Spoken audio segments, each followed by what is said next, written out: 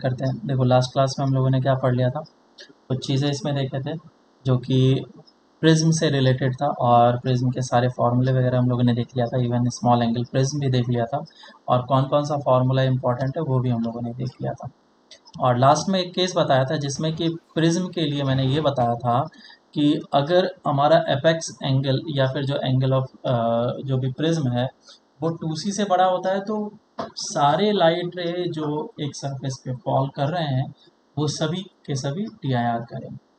उसी तरीके से दूसरा कंडीशन बताया था, अगर एपेक्स एंगल इस रेंज में होता है तो वो मे भी टी आई आर कर सकता है और मे नॉट भी कर सकता है। ठीक है, तो इसमें रिफ्रैक्शन भी हो सकता है, रिफ्लेक्शन भी हो सकता है। लेकिन अगर ए ऑलवेज लेस देन सी है तो इस केस में क्या होगा, ऑलवेज रिफ्रैक्शन ही होगा। तो इस कंडीशन को याद रखना है, जेई में भी पूछा जा चुका है एक बार, और अगर क्वेश्चन आते हैं तो डायरेक्ट तुम्हें फॉर्मूला काइंड ऑफ इसको यूज़ करके तुम आंसर निकाल सकते हो। ठीक है, इसके बाद फिर मैंने एक क्वेश्चन दिया था इसको करके आने के लिए, तो किया सभी ने? किसी का कुछ आंसर आ रहा है तो बताओ।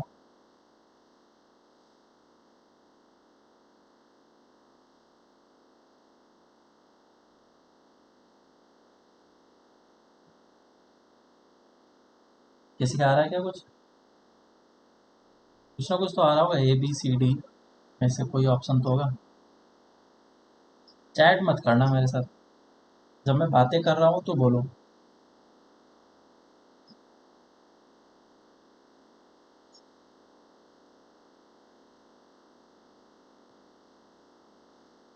किसी का कुछ नहीं? ऐसा तो होना नहीं चाहिए कि तुम्हारे आंसर ना आए, कुछ ना कुछ तो आंसर आना ही चाहिए था।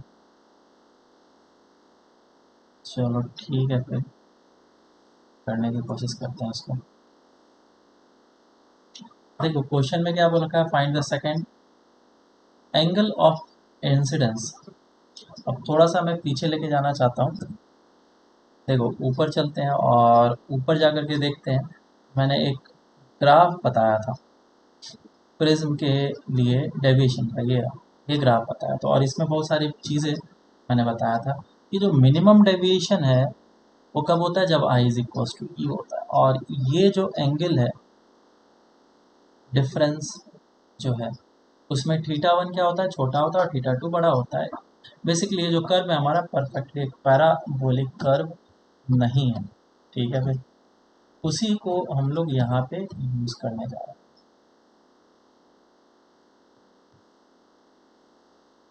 तो कर्व को मैं वापस से ड्रॉ करने की कोशिश करूँगा। ये रहा कर्व ऐसा, और कुछ इंफॉर्मेशन गिवन है, given that the minimum deviation occurs at i is equal to 40 degree. तो 40 डिग्री पे मिनिमम डेविएशन हुआ है, मैंने यहाँ पे 40 लिख दिया। ठीक है, और जो पहला डेविएशन है आई इज इक्वल टू 60 पे मिला है। मान लो कि एक डेविएशन है ये वाला ऑब्टेन हुआ है, कहाँ पे हुआ है ऑब्टेन, तो 60 पे ऑब्टेन हुआ है, 60 पे हुआ, आई इज इक्वल टू 60। तो एक और डेविएशन इस जगह पे पॉसिबल है, सेम डेविएशन इस जगह पे भी पॉसिबल है, मुझे इसी आई का वैल्यू चाहिए। अब तुम अगर ऑप्शन को ध्यान से देखो, अच्छा ये ऑप्शन, ये जो आई का वैल्यू है क्या क्या हो सकता है, ये मुझे ऑप्शन से ही चूज करना है। इसको हम लोग कैलकुलेट नहीं कर सकते कि आई को मैं कैलकुलेट कर लूँ बिना ऑप्शन देखे, क्योंकि ये इस टाइप का क्वेश्चन ही नहीं था। जेईई में इसी तरह से पूछा गया था। तो बताओ इन दोनों के बीच में डिफरेंस कितना है, बोलो कितना डिफरेंस है? 20 20 का 20 डिफरेंस है। तो इन दोनों के बीच में जो डिफरेंस होना चाहिए वो 20 से ज़्यादा होना चाहिए, या 20 के बराबर होना चाहिए, या 20 से कम होना चाहिए? कम होना चाहिए। कम होना चाहिए। तो जो सही रिजल्ट आएगा इससे आएगा। तो मुझे बताओ इन सभी ऑप्शन में से सबसे सुटेबल आंसर कौन सा दिख रहा है तुम्हें? 18 डिग्री। 18 डिग्री। मतलब 40 में से मैं 20 को घटा लूँ तो कितना आ जाता है, 20। तो 20 से ज़्यादा होना चाहिए यार। अरे हाँ या ना, यहाँ तो डिफरेंस की बातें हो रही है, तुमने डायरेक्टली 20 से छोटा बोल दिया 18, ये आंसर नहीं है। डिफरेंस डिफरेंस, समझा अगर सर। तुमने 18 ले लिया तो ये तो वैल्यू हो गया 18, तो 40 में से 18 गया कितना हो गया, 20 से ज़्यादा, बराबर, तो इसमें तो फॉल ही नहीं गया। तो इसीलिए मैं, क्योंकि यहाँ पे पूछा गया है आई, सेकेंड एंगल ऑफ इंसिडेंस क्या होना चाहिए, कौन सा ऑप्शन होगा यहाँ पे ए बी सी डी में से, फिर से सोच के बताओ कौन सा। CO। सी, सी वाला, ठीक है। तो आंसर, कॉन्सेप्ट जानते हुए भी अगर आंसर गलत हो रहा है, ये तो बहुत गलत बात है। चलो ठीक है, समझ में आ गया होगा कॉन्सेप्ट क्या है इसमें, तो आगे हम लोग चलते हैं। सिंपल सा क्वेश्चन था, और ज़्यादातर जेई में क्वेश्चन जो हैं वो एनालिटिकल ही होता है। अगर तुम एडवांस का देखोगे तो एडवांस में कोई कोई क्वेश्चन जो होगा वो मतलब कि बहुत ही ज़्यादा एडवांस लेवल का होगा। जैसे कि आरबीडी से एक बार क्वेश्चन आया था, काफ़ी बढ़िया क्वेश्चन था और मोस्ट ऑफ द स्टूडेंट गलत करके आए थे, इस टाइप का था, है ना। ये काफ़ी अच्छा क्वेश्चन था, और भी ऐसे से बहुत सारे क्वेश्चंस पूछे गए हैं, ज्योमेट्रिकल ऑप्टिक्स में भी पूछा गया। अभी तुम लोग करोगे ही तो तुम्हें पता ही चलेगा कि इस तरीके से लेंस रखा हुआ था और मिरर को रोटेट कर दिया गया था इस एक्सिस के अबाउट, ये ऐसा हो गया था। अब इमेज का कोऑर्डिनेट कहाँ पे बनेगा ये बताना था, तो ये भी अच्छा क्वेश्चन था। तो कुछ क्वेश्चंस डेफिनेटली ऐसे दिए जाते हैं, तुम लोग करोगे तो तुम्हें भी पता चलेगा। आगे चलते हैं डिस्पर्सन ऑफ लाइट में।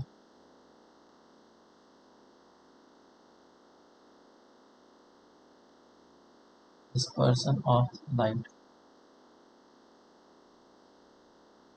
हालांकि यहाँ पे लिख तो रहा हूँ मैं डिस्पर्सन लाइट का, लेकिन ये सारे इलेक्ट्रोमैग्नेटिक वेव्स के लिए वैलिड है, ठीक है क्या।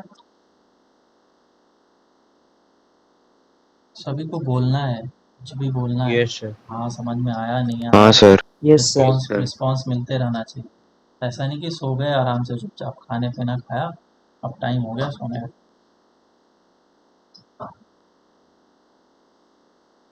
ठीक है, तो डिस्पर्सन ऑफ लाइट हम लोग स्टार्ट करते हैं और देखते हैं क्या है। अभी तक हम लोगों ने क्या देखा है कि कोई भी अगर लाइट है, इलेक्ट्रोमैग्नेटिक वेव है, किसी भी मीडियम पे फॉल करता है, लेट से ये एक मीडियम है, मीडियम 1 एंड मीडियम 2, और इस पे फॉल करता है, तो ये आराम से क्या कर जाता है, रिफ्रैक्ट कर जाता है। और हम लोग आराम से बोलते हैं कि ये एंगल ऑफ इंसिडेंस है और ये एंगल ऑफ रिफ्रैक्शन है। और आर का वैल्यू हम लोग कैसे निकालेंगे, सिंपल सा एक फॉर्मूला अप्लाई करके, स्नेल्स लॉ क्या यूज़ कर लेते हैं, एट ऊपर वाले का एयर में मान लेता हूँ, तो 1 into sine i is equals to mu into sine r. एक सिंपल सा फॉर्मूला लगा करके हम लोग आर का वैल्यू निकाल सकते हैं। और उसमें सबसे बड़ी बात ये बोलते हैं कि जो रिफ्रैक्टिव इंडेक्स है म्यू, वो हमारा कांस्टेंट है, बराबर। चाहे कोई सा भी इलेक्ट्रोमैग्नेटिक वेव को फॉल कराएं, यहाँ पे हम लोग म्यू को क्या बोलते हैं, कांस्टेंट। लेकिन रियलिटी में ऐसा है नहीं, ये म्यू कांस्टेंट नहीं होता है। इस म्यू का वैल्यू कितना होगा ये इस बात पे डिपेंड करेगा कि जो तुमने वेव यूज़ किया है उसका वेवलेंथ कितना है। मेरी बात समझ में आए क्या, मैंने क्या बोला। Refractive index of the medium depends on lambda. ये हमारे कोर्स में नहीं है लेकिन मैं फिर भी बता रहा हूँ, जो म्यू है वो कुछ हमारा इस तरीके से वेरी करता है कि म्यू इज इक्वल्स टू होता है A plus B by lambda square, formula होता है, जो हमारे काम का नहीं है। तो यहाँ से मैं बोल सकता हूँ कि लेमडा अगर बढ़ेगा तो म्यू क्या होगा, घटेगा। मुझे बस इतना सा याद रखना है कि म्यू और लेमडा में ऐसा ही रिलेशन है। इन्वर्सली प्रोपोर्शनल है ऐसा बोल सकता हूँ कि नहीं, ये गलत है बोलना। Mu is inversely proportional to lambda, ये गलत है बोलना। तो सर आपने तो अभी वही बात बोला है आपने कि लेमडा बढ़ेगा तो म्यू घटेगा, नहीं, ये बात अलग है और ये बात अलग है, दोनों में डिफरेंस है। तुम यहाँ पे लेमडा का वैल्यू पुट करो, देखो आराम से क्या हो रहा है, लेमडा बढ़ा रहा हूँ तो मैं, म्यू घट रहा है हमारा। यहाँ से ये बोला जाता है mu is inversely proportional to lambda, ये तभी हो सकता है जब mu is equals to a into b by lambda लिखा होता। तो तुम बोलोगे नहीं सर लेमडा स्क्वायर लिख देता हूँ, नहीं, ये नहीं हो सकता है। ये सॉरी, ये प्रोपोर्शनलिटी या फिर डायरेक्टली प्रोपोर्शन या फिर इनवर्सली प्रोपोर्शनल हम लोग तभी बोल सकते हैं जब यहाँ पे सभी चीज़ मल्टीप्लिकेशन में हो, बराबर। अगर यहाँ पे समेशन दे दिया तो फिर हम लोग इस सभी बातों को नहीं बोल पाएंगे। चलो अब आगे चलते हैं। तो यहाँ से मुझे एक बात पता चला कि जो वेवलेंथ है, सॉरी रिफ्रैक्टिव इंडेक्स है, वो इस बात पे डिपेंड कर रहा है कि मैं कौन सा वेवलेंथ यहाँ पे यूज़ कर रहा हूँ। ठीक है, तो अब मेन स्टोरी यहाँ से स्टार्ट है। क्या है स्टोरी? स्टोरी ये है कि मैंने फॉल कराया एक वाइट लाइट, बराबर। क्या कराया मैंने? वाइट लाइट फॉल कराया, और वाइट लाइट में सारे वेवलेंथ्स होते हैं, सारे कलर्स होते हैं। कौन कौन सा होता है बताओ? विबग्योर। VIBGYOR,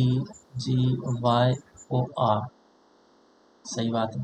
और सभी के एंगल ऑफ इंसिडेंस सेम है, लेकिन refractive index of the medium वो इस बात पे डिपेंड करेगा कि कौन सा वेवलेंथ का लाइट आ रहा है।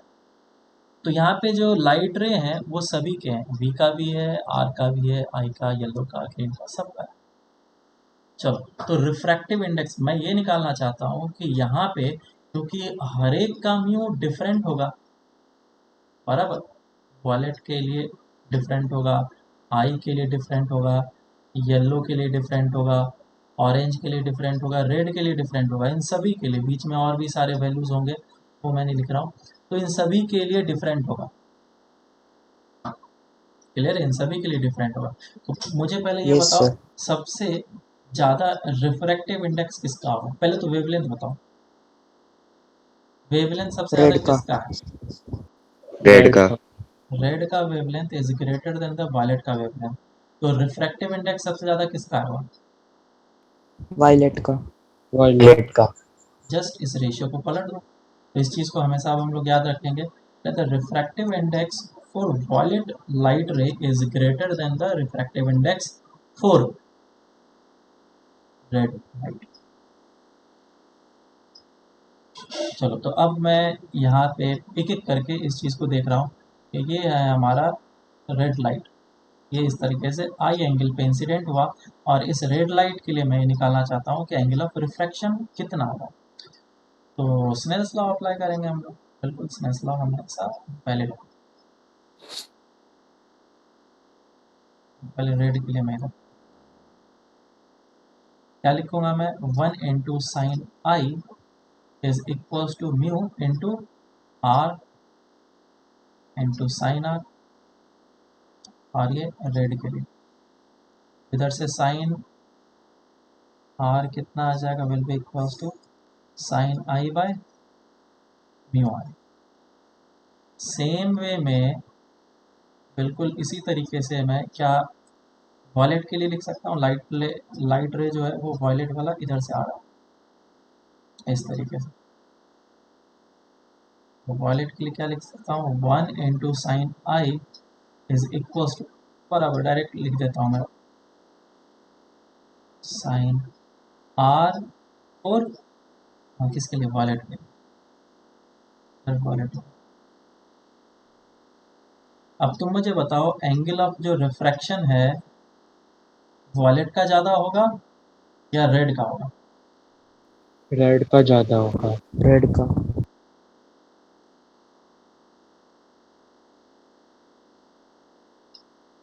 ध्यान से सोचना और समझना, अच्छे तरीके से बोलना।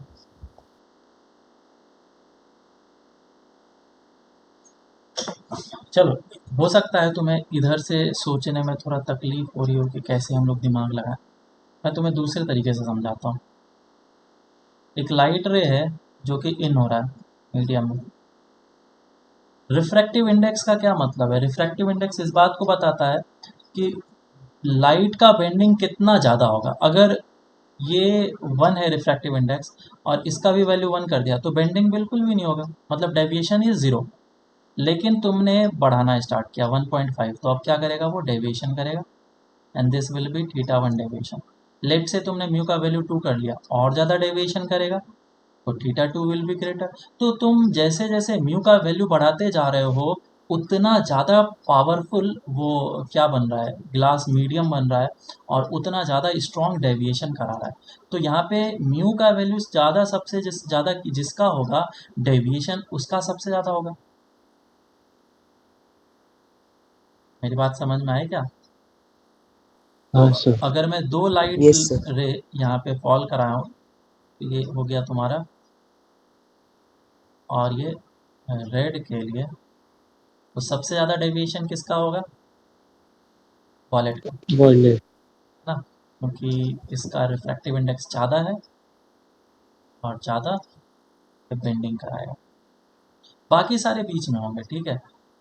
तो ये हो गया रेड और ये हो गया वॉलेट, और बाकी सारे बीच में होंगे। येलो वाले को हालांकि हम लोग मीडियन मानते हैं, क्या ये जस्ट बीच में वेवलेंथ आता है तो हम लोग मीडियन मानते हैं।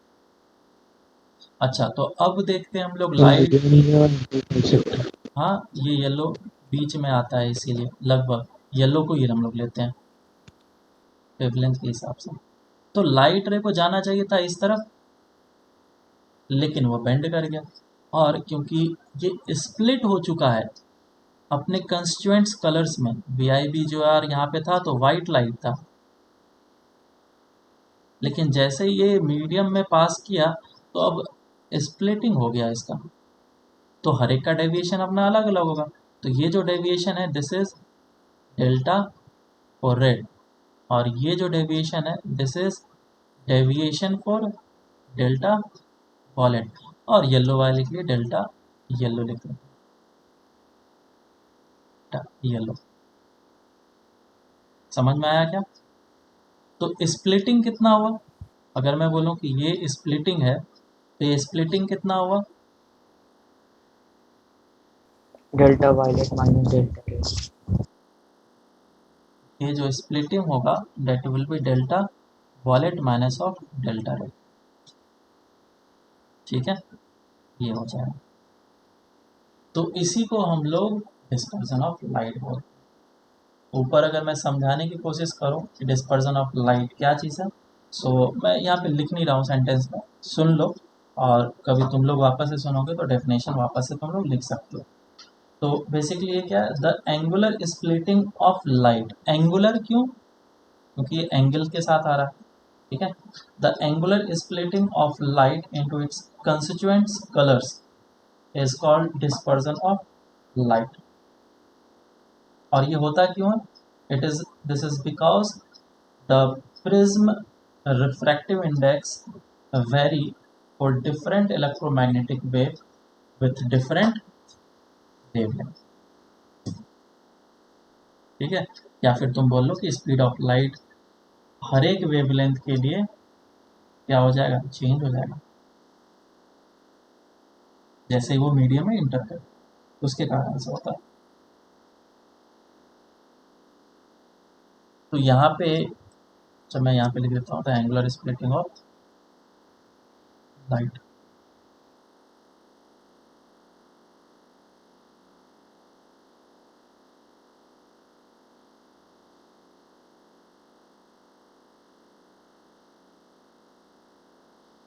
into its constituent colors।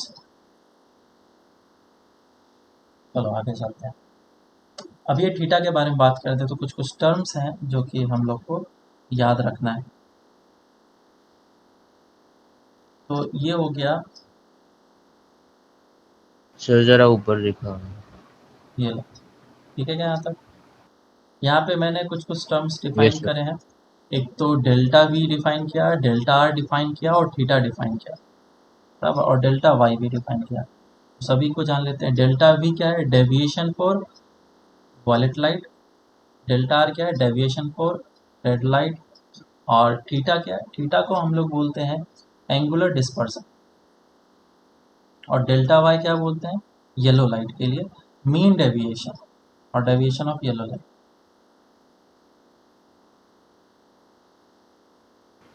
हो गया।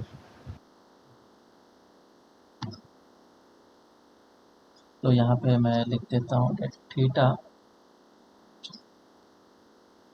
is equals to delta v minus of delta r, and this is called angular dispersion.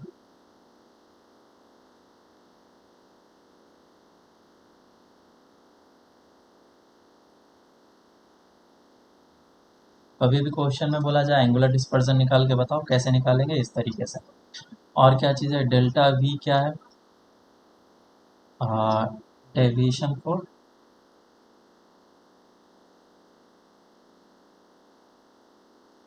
Wallet light. समझ में आया सबको? इसमें किसी को कोई प्रॉब्लम है तो पूछ सकते हो, डाउट है तो पूछ सकते हो।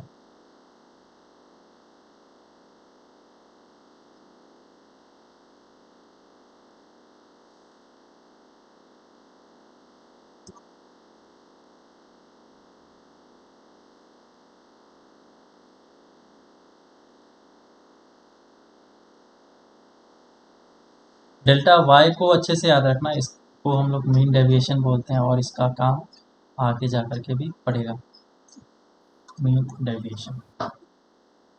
ठीक है, अब इसको थोड़ा और ज़्यादा हम लोग डेप्थ में जानने की कोशिश करते हैं कि ये जो हम लोग प्रिज्म वगैरह में काम कर रहे थे, ग्लास स्लैब का काम कर रहे थे, उन सभी में अगर मैं लाइट रे को एक सिंगल वेवलेंथ ना फॉल करा करके वाइट लाइट फॉल करा, ठीक है, तो क्या उस केस में भी सारे लाइट डिस्पर्स होंगे? जैसे कि मैं एक केस लेता हूँ ग्लास स्लैब का, पैरेलल ग्लास स्लैब।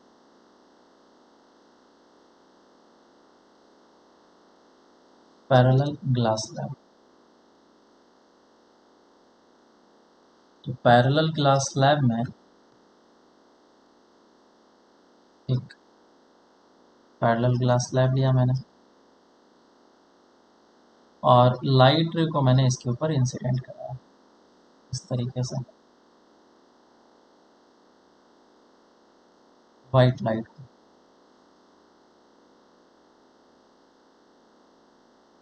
जिसमें कि V I B G Y O R सब कुछ है। तो मुझे पता है कि यहाँ पे जैसे ही वो मीडियम चेंज करेगा, इसका रिफ्रैक्टिव इंडेक्स म्यू है, तो वो क्या कर जाएगा? Angular splitting. लाइट रे को जाना चाहिए था इधर, लेकिन वो इस तरफ नहीं जा करके सभी को ही अपने पाथ से डेविएट हो जाएगा। तो वॉयलेट का सबसे ज़्यादा डेविएशन होगा, मैं इधर सबसे ज़्यादा डेविएशन दिखा रहा हूँ, और रेड का उसके बाद होगा, और फिर बीच में येलो का भी होगा, और भी सारे कलर्स होंगे, ग्रीन वगैरह भी होंगे,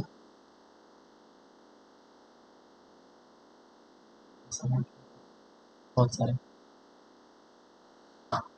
अब ये सभी डेविएट तो कर गए, जैसे कि रेड के लिए देखते हैं, रेड इस जगह पे फॉल करेगा, तो ये अब मीडियम से बाहर भी निकलेगा, और मीडियम से बाहर निकलेगा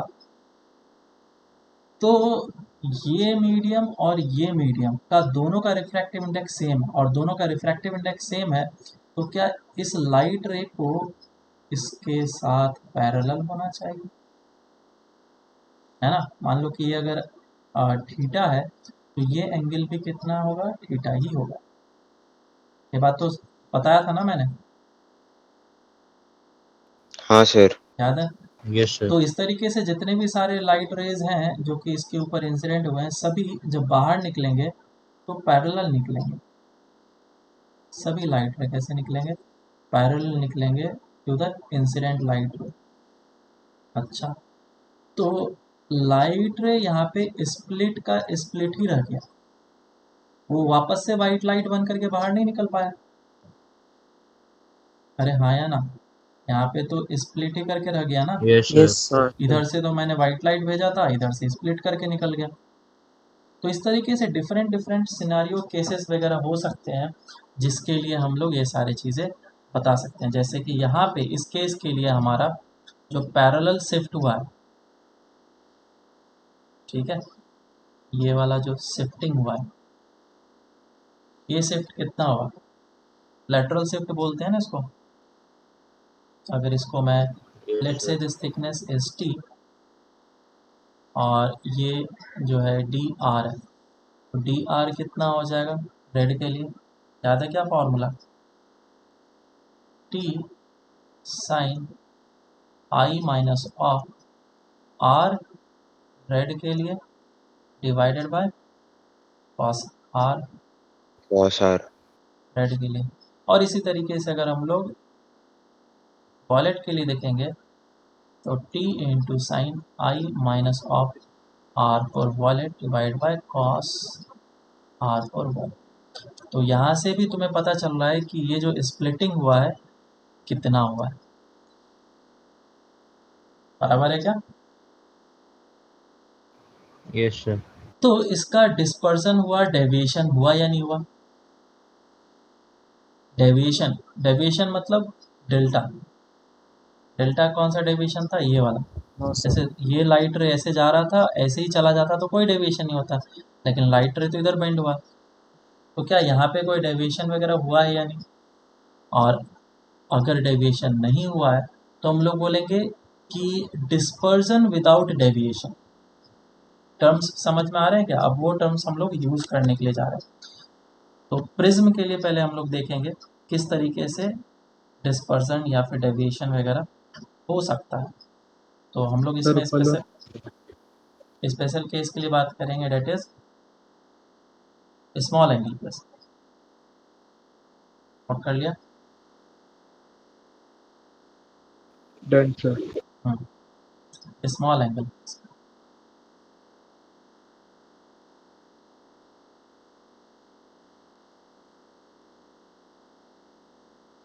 स्मॉल एंगल प्रिज्म।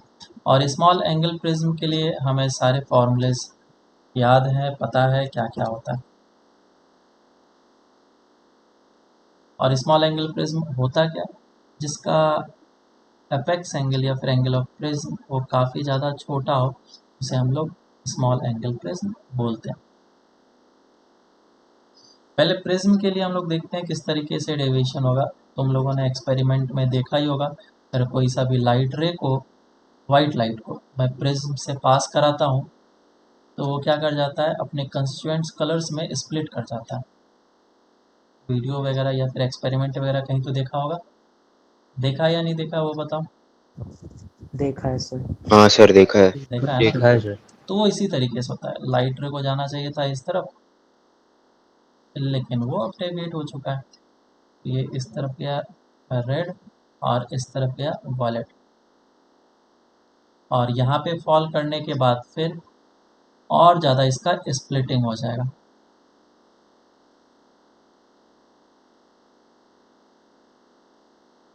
ऐसा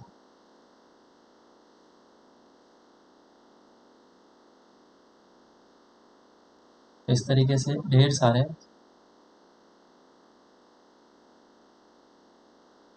कलर्स वगैरह इससे बाहर।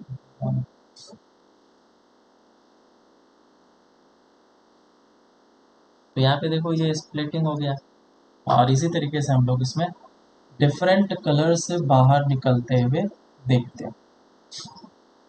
क्यों, क्योंकि यहाँ पे जो रिफ्रैक्टिव इंडेक्स है वो हर एक वेवलेंथ के लिए अलग अलग है। ये एक्सपेरिमेंट हम लोगों ने बहुत बार किया ही है और देखा ही। अब यहाँ पे स्मॉल एंगल प्रिज्म की बात करते हैं। स्मॉल एंगल प्रिज्म में भी ऐसा ही होगा। अच्छा, इसको बार बार ये दो इंटरफेस पे हम लोग रिफ्रैक्शन कराएं, उससे बचने के लिए हम लोग क्या करते हैं, एक ही बार कराते हैं और नेट डेविएशन को ऐड कर लेते हैं। मान लेते हैं कि लाइट रे इस तरीके से इंसिडेंट हुआ और एक ही बार वो डेविएट कर, ये हो गया वॉलेट और ये हो गया रेड। ठीक है।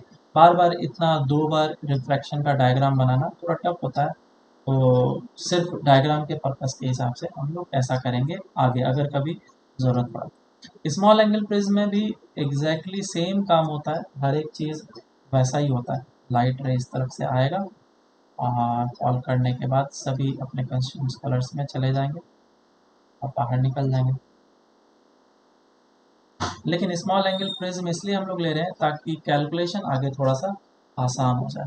तो इस लाइट रे को ऐसे करके जाना था, लेकिन ये तो डेविएट कर गया, तो डेविएशन कितना हुआ, this is the deviation for the red, और वॉलेट के लिए कितना हुआ, this is the deviation for the wallet. तो प्रिज्म के लिए हम लोग डेल्टा कितना बोलेंगे, याद है क्या, डेल्टा का वैल्यू कितना निकल के आया था, a into n minus one, और स्मॉल एंगल प्रिज्म के लिए याद है। Yes sir. Yes sir. तो अगर हमने एक वॉलेट लाइट यूज़ किया है तो डेविएशन जो वॉलेट के लिए होगा वो कितना हो जाएगा, इस मच, लेकिन उसका रिफ्रैक्टिव इंडेक्स जो है वो डिफरेंट होगा क्योंकि वॉलेट का रिफ्रैक्टिव इंडेक्स अलग है और रेड का अलग है। ये आ गया।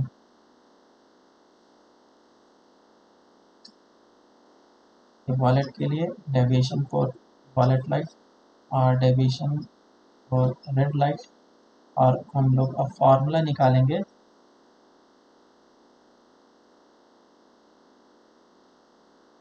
हम लोग फॉर्मूला निकालेंगे थीटा का, it is angular dispersion. Angular dispersion का फॉर्मूला क्या होता है,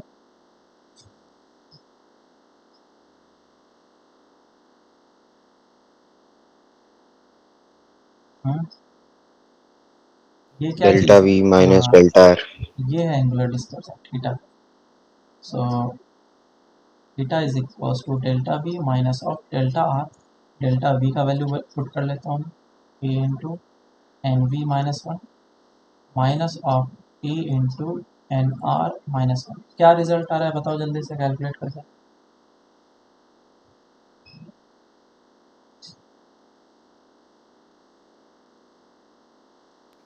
A into NB minus NM.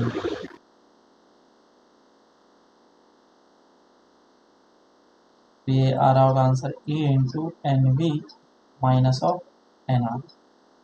So this is angular dispersion का फॉर्मूला। ये प्रिज्म के लिए वैलिड है, ठीक है, किसी और के लिए मत लगा देना, ये सिर्फ स्मॉल एंगल प्रिज्म के लिए वैलिड है। अब बताओ मीन डेविएशन कितना होगा, मीन डेविएशन का वैल्यू बताओ।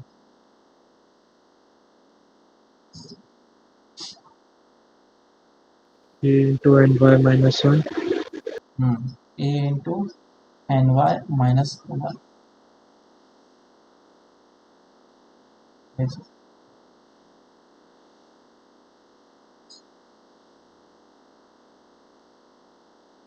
एक और टर्म इसमें डिफाइन किया जाता है, डेट इज डिस्पर्सिव पावर। जैसे हम लोग लेंस का पावर डिफाइन करते हैं या फिर किसी मिरर का पावर डिफाइन करते हैं, उससे ये पता चलता है कि कितने अच्छे तरीके से वो चीज़ों को मैग्नीफाई कर सकता है, नहीं कर सकता है, नेचर कैसा है, ये सब बताता है। सेम वे में यहाँ पे भी डिस्पर्सिव पावर डिफाइन करते हैं।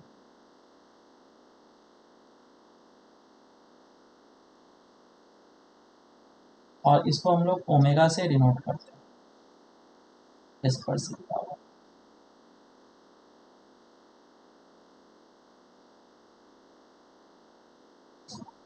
सो डिस्पर्सिव पावर का फॉर्मूला क्या है,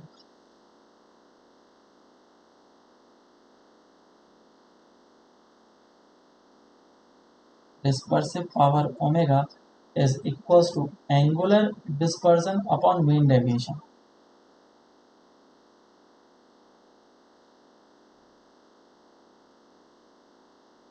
Upon mean deviation.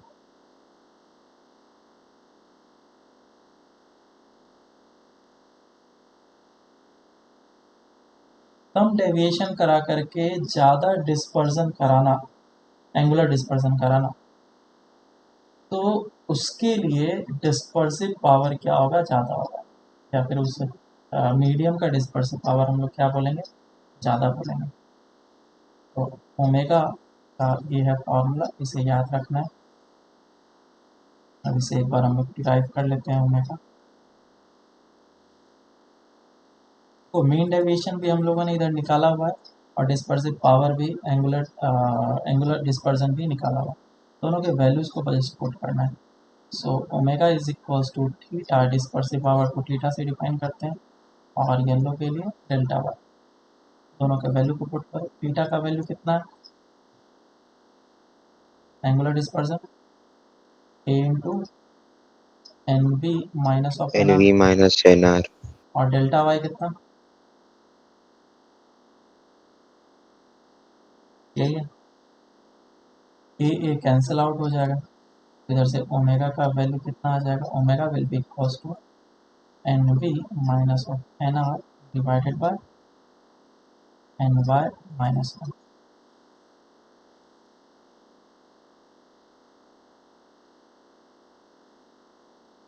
ये आ गया हमारा omega, which is dispersive power. और यहाँ पे एन वाई का वैल्यू हम लोग कभी कभी इस तरीके से भी ले लेते हैं। अगर क्वेश्चन में एन वाई गिवन नहीं है तो एन वाई का जो वैल्यू होता है वो n b plus n r divided by 2 ले लेते हैं, एवरेज। ठीक है, लेकिन अगर क्वेश्चन में गिवन है तो इसमें हम लोग आराम से पुट कर सकते हैं। अगर क्वेश्चन में नहीं गिवन है तो हम लोग इस फॉर्मूले से कैलकुलेट कर लेंगे एवरेज टर्म में और पुट करके आंसर निकालेंगे। क्लियर है क्या? Yes, sir. आगे चलते हैं। अब हम लोग इसमें देखना चाहते हैं कि यार मैंने प्रिज्म रखा और प्रिज्म रखने के बाद क्या हो गया, वाइट लाइट को डाला था, पूरा का पूरा डिस्पर्स करा दिया। मैं चाहता हूँ कि एक सेटअप ऐसा बनाओ कि ये डिस्पर्स जो लाइट है वो वापस से कंबाइन होकर के वाइट लाइट मुझे दे दे। कुछ ऐसा हो कि ये वापस से कंबाइन करके मुझे क्या कर दे, वाइट लाइट दे। तो इस फॉर्मेशन दूसरा को प्रिज्म लगा, क्या बोल रहे हो? नहीं दूसरा प्रिज्म लगा देंगे हाँ, दूसरा इन्वर्टेड। inverted prism. बिल्कुल। तो हम लोग दो केसेस इसमें देखेंगे, एक तो होगा डेविएशन विदाउट डिस्पर्जन और एक होगा डिस्पर्जन विदाउट डेविएशन। दोनों एक केस देखेंगे। तो पहला हम लोग केस फर्स्ट, डेविएशन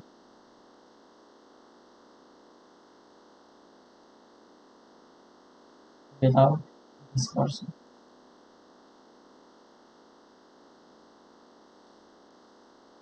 मतलब डेविएशन हो लाइट रे में कोई फर्क नहीं पड़ता है मुझे, लेकिन डिस्पर्जन नहीं होना चाहिए।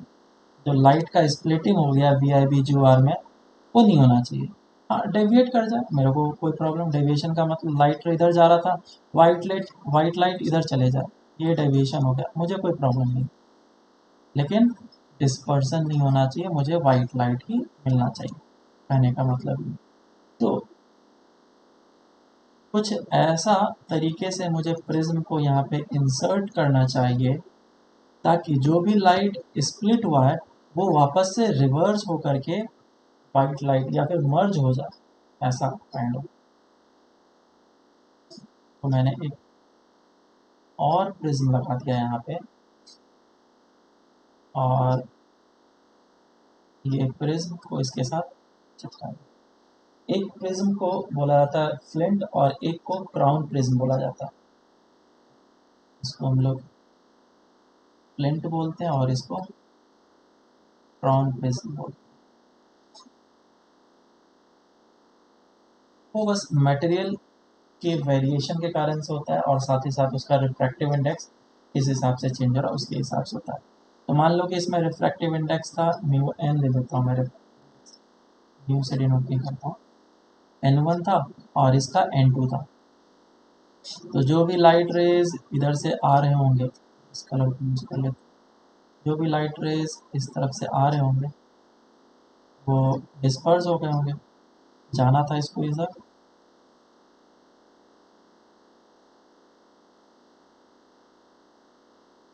जाना था इसको इधर, और ये डिस्पर्स कर जाएंगे।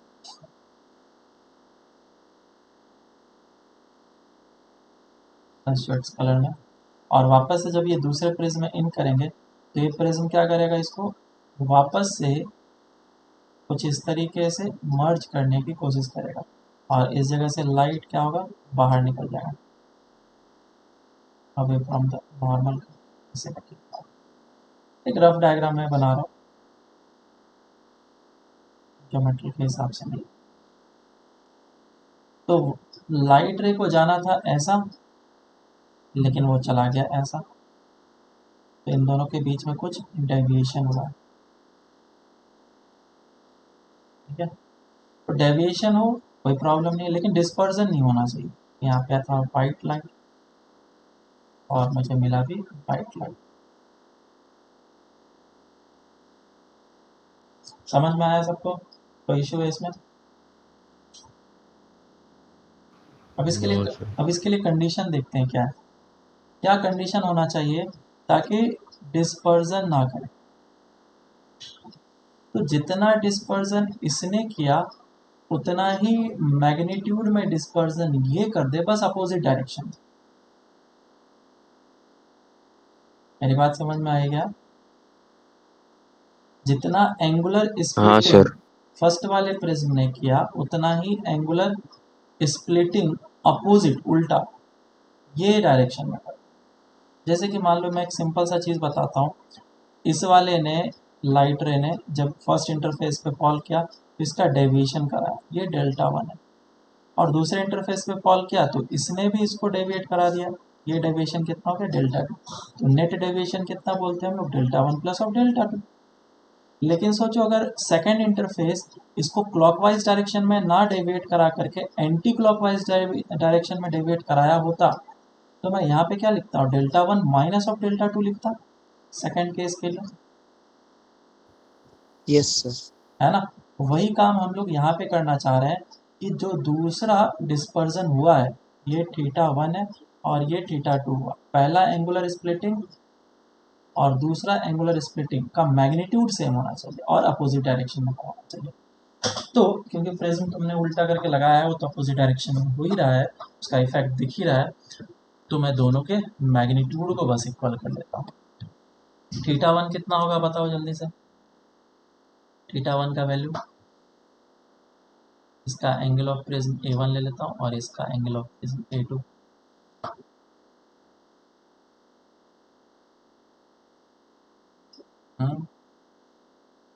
मिलो को बताना है, जल्दी बताओ।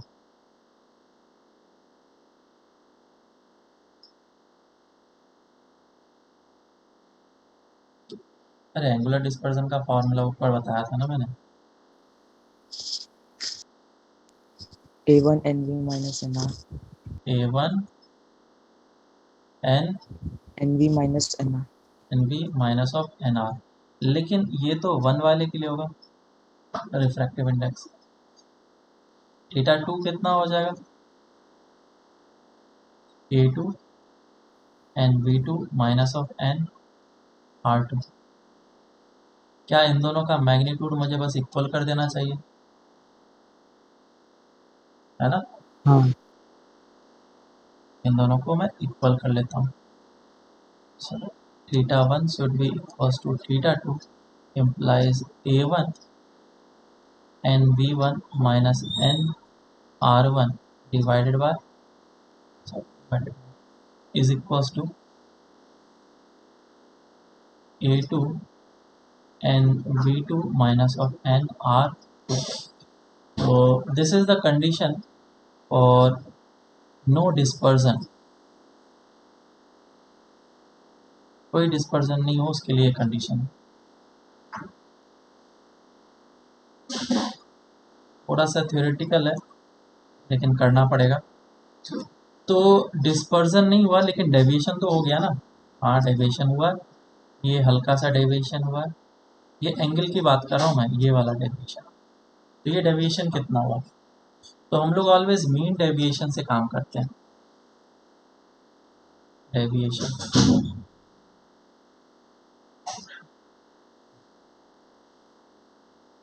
हम लोग हमेशा मीन डेविएशन पे काम करते हैं। तो पहला वाला जो लाइट रे है वो किस तरफ डेविएशन करा है, इस तरफ, क्लॉकवाइज में, और दूसरा वाला किस तरफ कर रहा है, एंटी क्लॉकवाइज। आया ना। Yes, sir. अच्छा, हाँ सर। और ये बात ज़रूरी नहीं है कि ऑलवेज ऐसा ही हो कि ये क्लॉकवाइज में कराया दूसरा भी एंटी क्लॉकवाइज में कराया, हो सकता है दोनों क्लॉकवाइज में करा रहा हो, प्रिज्म उस हिसाब से रखा हो, तो उस तरीके से हमें चेक करना पड़ेगा। तो इस जगह पे जो नेट डेविएशन होगा, पहले तो delta one and delta two लिख लेता हूँ।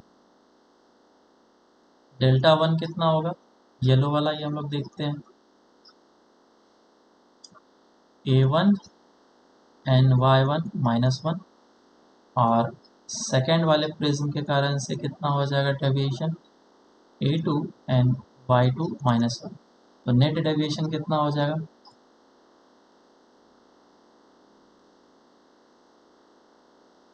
will be equals to delta Y1 minus of delta Y2।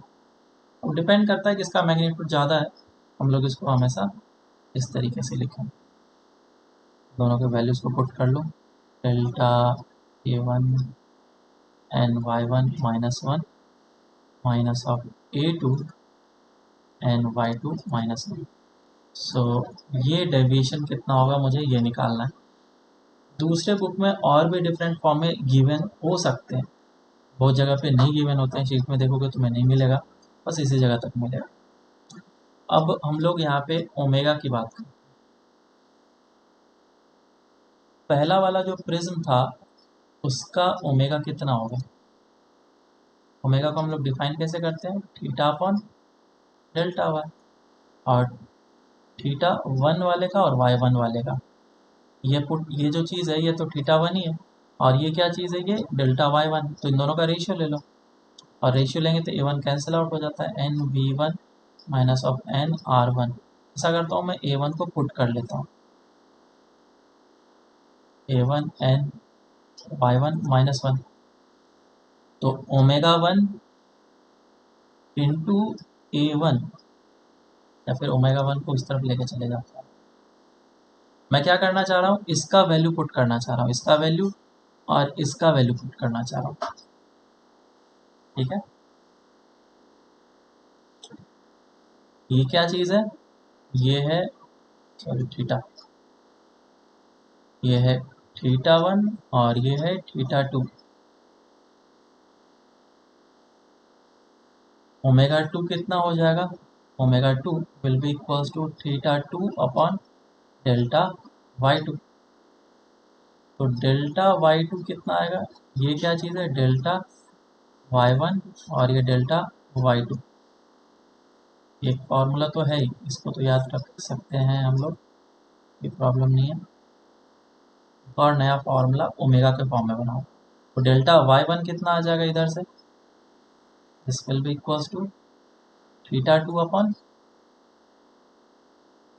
Omega two, और इधर से भी डेल्टा वाई वन कितना आ जाएगा, theta one upon omega one. इन दोनों के वैल्यूज़ को मैं यहाँ पे पुट कर रहा हूँ, which is theta one upon omega one minus theta two upon omega two. और इस जगह से पता चल रहा है कि theta one and theta two both are equal, let's say this is theta, ये आ जाएगा theta into one by omega one minus one by omega two. So this is net deviation का फॉर्मूला, मैं याद रखूँ।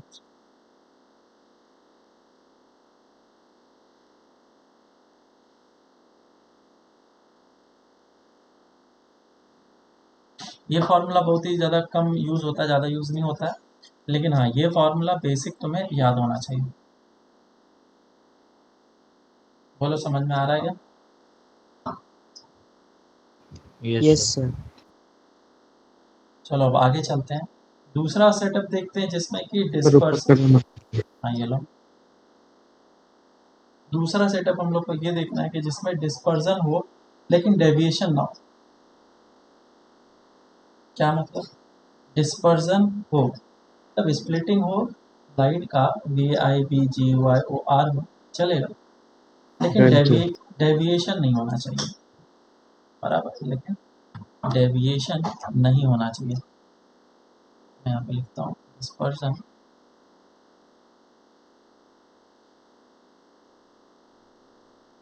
Without deviation.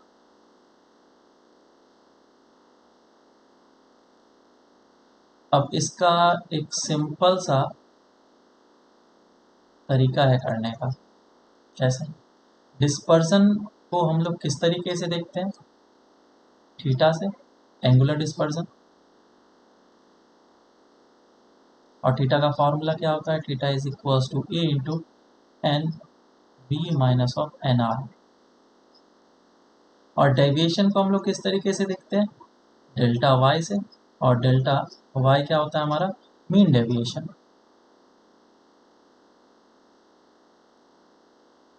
और इसका formula क्या होता है? A into N Y minus one, ये फॉर्मूला होता है। ऊपर वाले स्टेटमेंट को पढ़ करके क्या नजर आ रहा है? डिस्पर्जन हो लेकिन डेविएशन ना हो। डेविएशन अगर नहीं होना चाहिए तो पहले वाले प्रिज्म और दूसरे वाले प्रिज्म के कारण से जो डेविएशन है वो मैग्नीट्यूड में इक्वल एंड अपोजिट होना चाहिए।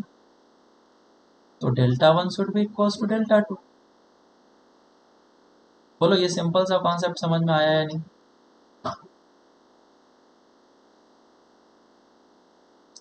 जो पहला वाला प्रिज्म है वो डेविएशन कराएगा और डिस्पर्जन भी कराएगा। दूसरा वाला जो प्रिज्म है वो इस तरीके से लाइट रे को निकाल रहा है ताकि वो parallel to the initial light ray हो जाए,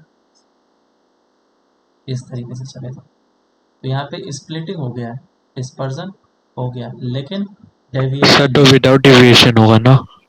हाँ, तो विदाउट डेविएशन ही तो लिखा है, विथ लिखा है, सॉरी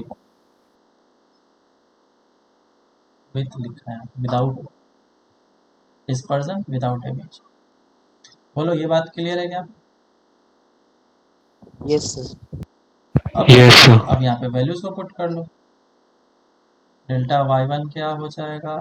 ए one N Y one minus one,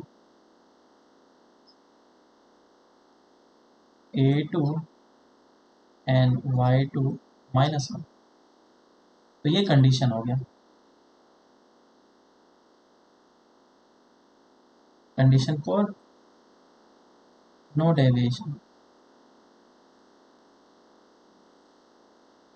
तो डिस्पर्जन होगा तो डिस्पर्जन कितना होगा ये भी तो हमें कैलकुलेट करना है। So net dispersion. अब नेट जो डिस्पर्जन होगा वो कितना होगा, कैसे निकालेंगे? थीटा वन और थीटा टू दो वैल्यूज है हमारे पास,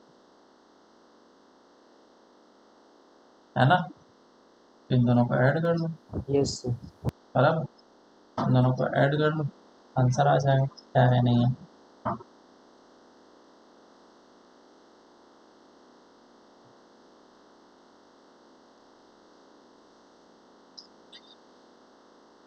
ठीक है, तो यहाँ पे प्लस भी हो सकता है माइनस भी हो सकता है।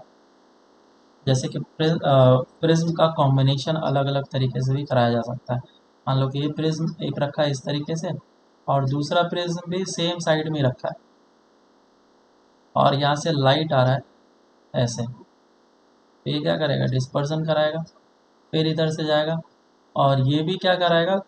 डिस्पर्जन वगैरह कराएगा, ऐसे करके लाइट रनिंग। तो यहाँ पे दोनों का एडिशन होगा इफेक्टिव, सब्ट्रैक्शन नहीं होगा। तो प्लस माइनस तुम्हें देख के करना पड़ेगा। एक दो क्वेश्चन करेंगे तुम्हें खुद ही समझ में आ जाएगा क्या चीज़ है ये।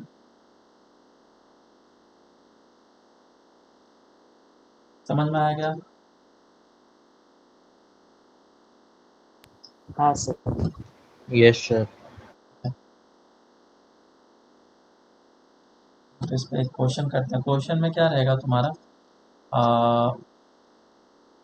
इस तरीके से वैल्यूज वगैरह गिवन होंगे और काफ़ी ज़्यादा डेटा गिवन होता है इसमें।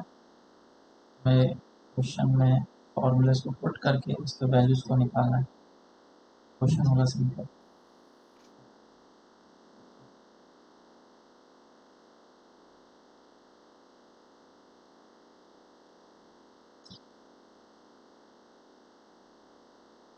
तो लेट्स से कि एक प्रिज्म है और प्रिज्म का कॉम्बिनेशन जो है कुछ इस तरीके से गिवन है।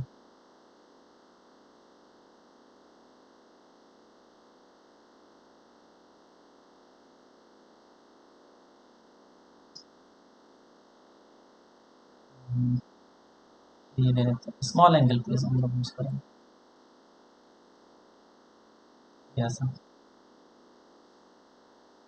और ये ऐसा।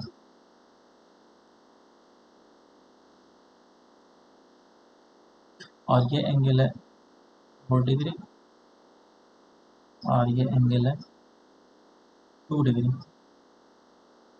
और एक वाइट लाइट है इस जगह से इन किया।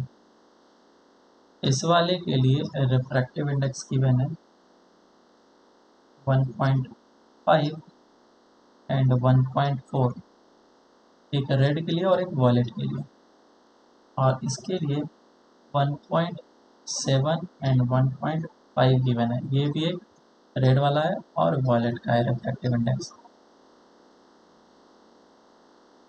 हमें बताना है कि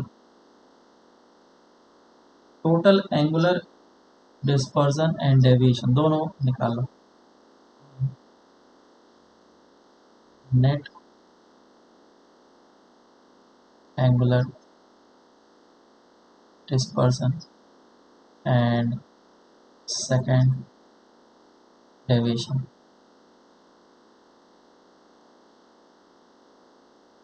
दोनों चीज़ इसमें निकालो।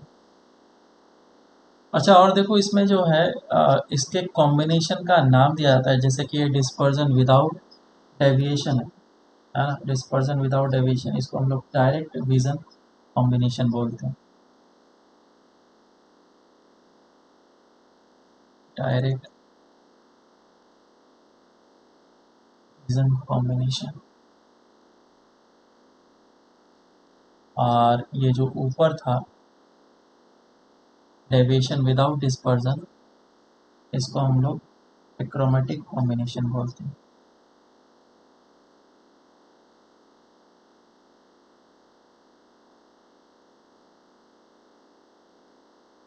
और ये एक्रोमेटिक कॉम्बिनेशन जो वर्ड है, ये आगे भी टर्म यूज़ होगा लेंस जब हम लोग पढ़ेंगे, तो इसे याद रखना। एक्रोमेटिक कॉम्बिनेशन में क्या होता है, डिस्पर्जन नहीं होता है, मतलब वाइट लाइट इन हुआ तो वाइट लाइट ही बाहर निकले।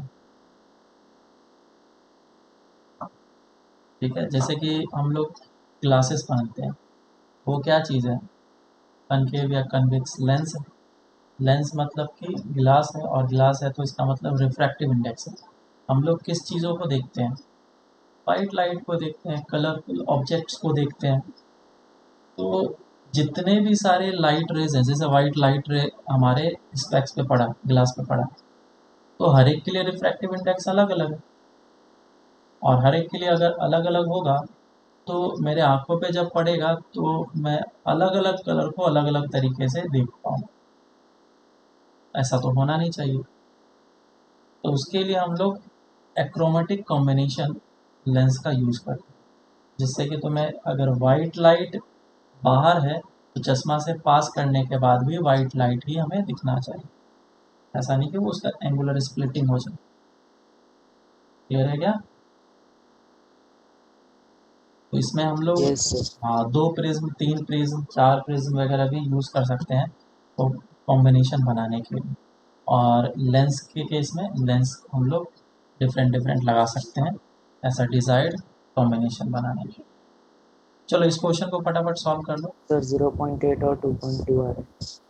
कैलकुलेशन करना है खुद से, ठीक है, तो बस प्रैक्टिस के लिए मैंने क्वेश्चन दिया।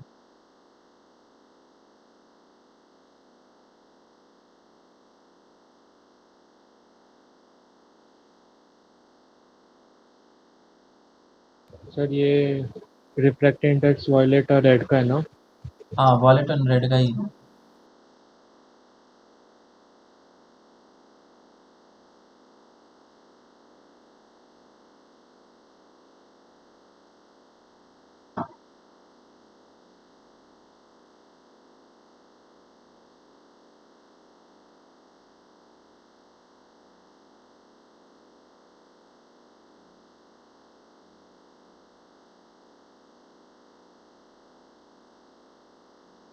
कर लिया, चलो सॉल्व करते हैं। देखो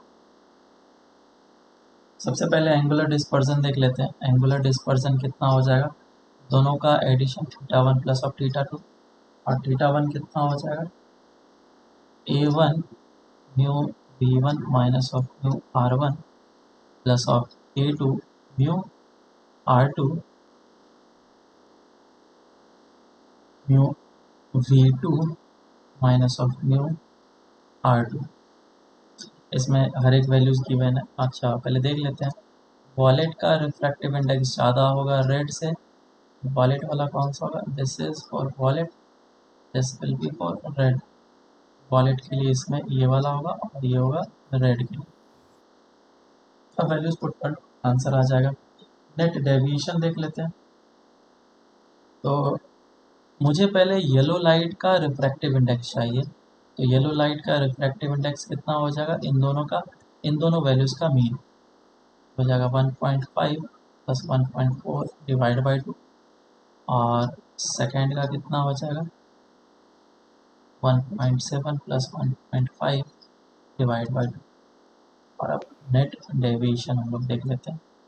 that will be Δ1 plus of Δ2 a1 and y1 minus 1 is a2 and y2 minus 1। ये आ जाएगा। समझ में आया सबको? Yes, sir. अब इस तरीके से दो प्रिज्म की जगह तीन प्रिज्म भी दे सकते हैं, दो के कारण से ऐड, एक के कारण से सब, सारी चीज़ें हो सकती हैं। डिस्पर्जन जो है हमारा लेंस में भी होता है, क्रोमेटिक कॉम्बिनेशन लेंस का भी होता है, जो हम लोग लेंस पढ़ने के बाद हम लोग पढ़ेंगे, ठीक है। अब हम लोग नया टॉपिक स्टार्ट करते हैं, it is refraction through spherical surface. अभी तक हम लोग जितने भी रिफ्रैक्शन देख रहे थे वो कैसा देख रहा था, फ्लैट सरफेस, है ना। रिफ्रैक्शन होगा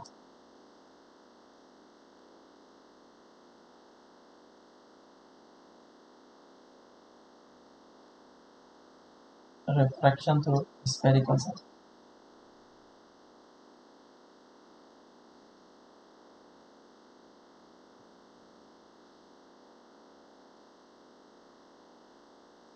रिफ्रैक्शन थ्रू स्फेरिकल सरफेस।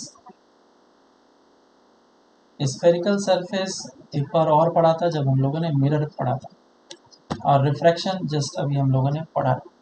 इन दोनों का कॉम्बिनेशन आने वाला है, और फिर इसका डेरिवेशन तुम लोग को पता है क्या?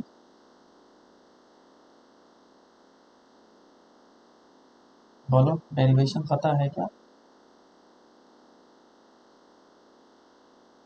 नहीं, चलो कराते हैं। मान लो कि लेफ्ट साइड में एक मीडियम है और राइट साइड में एक मीडियम है, और दोनों को सेपरेट किया हुआ है ये कर्वेचर, ठीक है। तो इसका कुछ रेडियस ऑफ कर्वेचर होगा।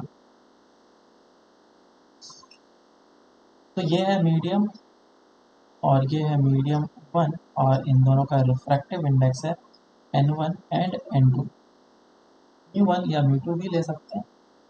और मैंने क्या किया, ऑब्जेक्ट को रखा, कहीं पे भी ऑब्जेक्ट को रख सकते हैं। लेट्स से मैंने ऑब्जेक्ट को इस जगह पे रखा, तो इससे लाइट रे बाहर निकलेंगे, और ये लाइट रे बाहर निकले, और ये क्या करेगा,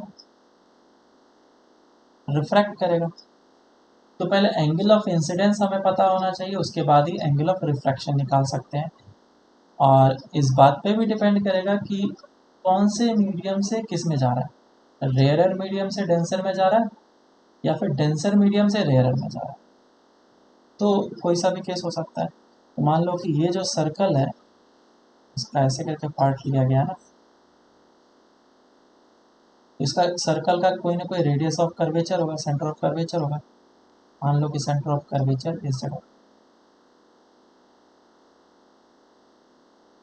ये सेंटर ऑफ कर्वेचर, और ये सेंटर ऑफ कर्वेचर से जो भी लाइन निकलेगा डेट विल बी नॉर्मल। ये हो गया हमारा नॉर्मल। और लाइट रे अब बेंड करेगा, और मान लो कि ये डेंसर मीडियम है और ये रेयरर मीडियम, तो बेंडिंग टुवर्ड्स द नॉर्मल होगा, और बेंडिंग अगर टुवर्ड्स द नॉर्मल होगा, इमेज जो है वो इस जगह पे जा कर के बनेगा। अब वही सेम काम हम लोग करते हैं, हमें पता है कि इस डायरेक्शन को, इंसिडेंट लाइट रे के डायरेक्शन को पॉजिटिव हम लोग मानेंगे और उसके अपोजिट डायरेक्शन को negative. All distances will be measured from the pole, pole हमारा ये है, और ऑब्जेक्ट डिस्टेंस है, इमेज डिस्टेंस को हम लोग ये वाला distance, this is U and this is B. और जितने भी सारे रेज हम लोग इसमें यूज़ कर रहे हैं all are paraxial rays. Clear है, इसमें कोई प्रॉब्लम नहीं होना चाहिए। अपर्चर इसका छोटा है, पैरेक्सियल रेज के लिए ही हम लोग ये डेरिवेशन कर रहे हैं, पैरेक्सियल नहीं होगा तो नहीं हो पाएगा काम।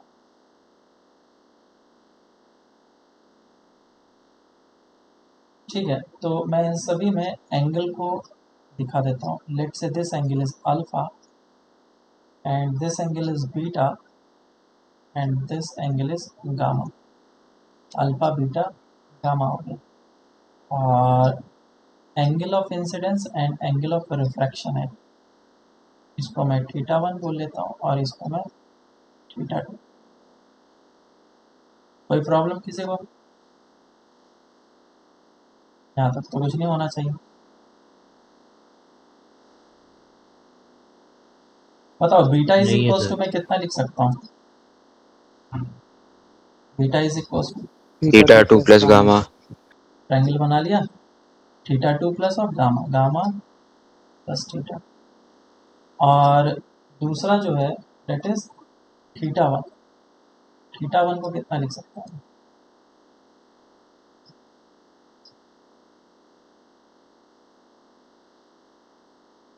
Alpha plus beta. Alpha plus beta. Alpha plus beta. बहुत सही। तो मैं क्या करना चाहता हूँ, इसको इक्वेट करना चाहता हूँ, एलिमिनेट करूँगा, और फिर इसमें से किस किस का वैल्यू मैं निकाल सकता हूँ उसका वैल्यू मैं पुट करूँगा। लेकिन उससे पहले θ1 एंड θ2 आ रहा है, तो ये भी तो मुझे जानना पड़ेगा ये कैसे निकले। तो इसके लिए मैंने लगाया स्नेल्स लॉ। इस लोकेशन पे, इस वाले लोकेशन पे स्नेल्स लॉ लगाया। कैसे लगेगा?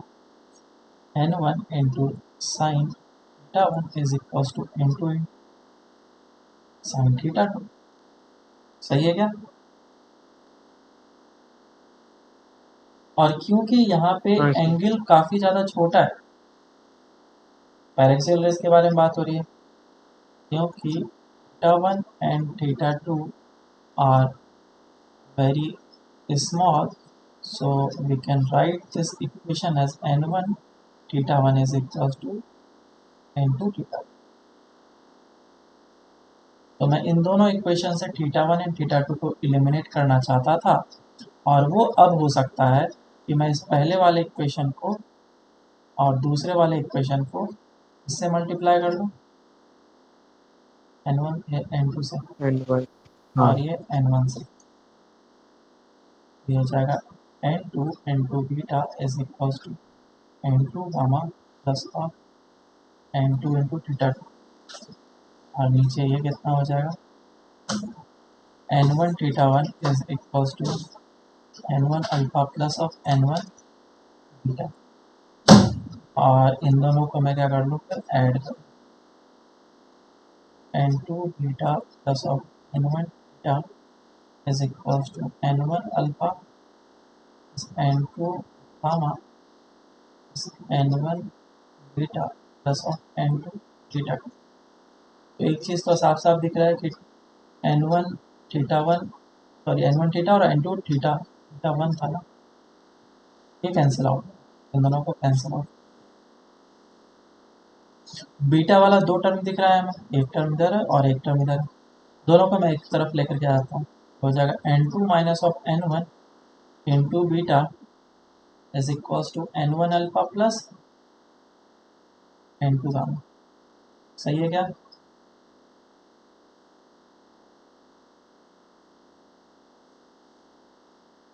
अब इसमें मुझे वैल्यूज को पुट करना है, यस सर। किसका किसका वैल्यू पुट करना है?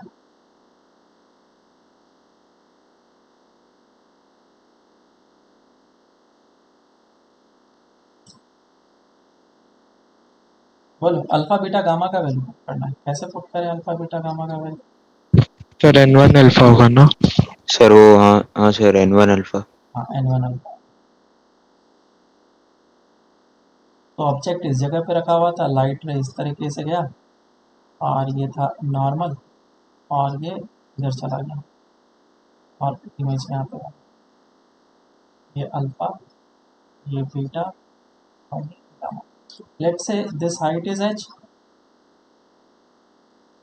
या फिर x भी मान सकते हैं, और तुमने इसे कितना बोला है u, इसे कितना बोला है v, और इस वाले डिस्टेंस को कितना बोला है r। फिर इज सेंटर ऑफ कर्वेचर, तो 10 अल्फा कितना होगा? 10 अल्फा कितना होगा? h by you. H/U 10 beta कितना होगा?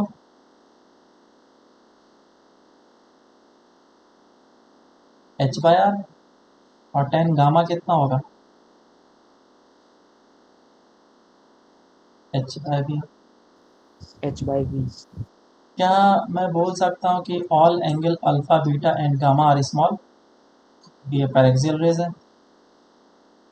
ना, Yes, sir. Are very very small.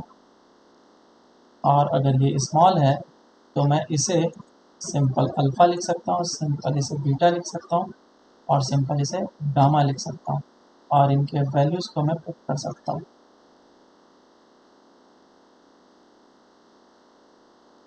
ठीक है, इन तीनों के वैल्यूज़ को पुट कर सकता हूँ। लेकिन जब मैं यहाँ पे वैल्यूज़ को पुट करूँगा तो इसके साइन कन्वेंशन को यूज़ करते हुए पुट करूँगा, बराबर है क्या?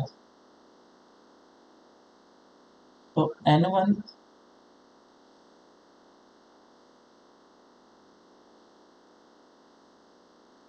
इंटू अल्फा है, अल्फा का वैल्यू कितना हो जाएगा? h by you. यू किस में मेजर करेंगे? नेगेटिव में, एक माइनस साइन आएगा यहाँ, Negative. प्लस n2, और गामा का वैल्यू क्या है? h bye we. वी किस में है? पॉजिटिव में, तो h बाय वी आ गया, is equals to n2 minus of n1 into beta. Beta का वैल्यू किस में होगा? h by are. आर किस में? पॉजिटिव। h कैंसिल आउट हो जाएगा और इधर से आंसर आ जाएगा n2 by v minus of n1 by u is equals to n2 minus of n1 by r. Derivation नहीं भी जानते तो भी कोई प्रॉब्लम नहीं होता, कि हर एक जगह सिर्फ इस रिजल्ट को याद रखाया जाता है। n2 by v minus n1 by u is equals to n2 minus of n1 by r. याद रहेगा ये रिजल्ट?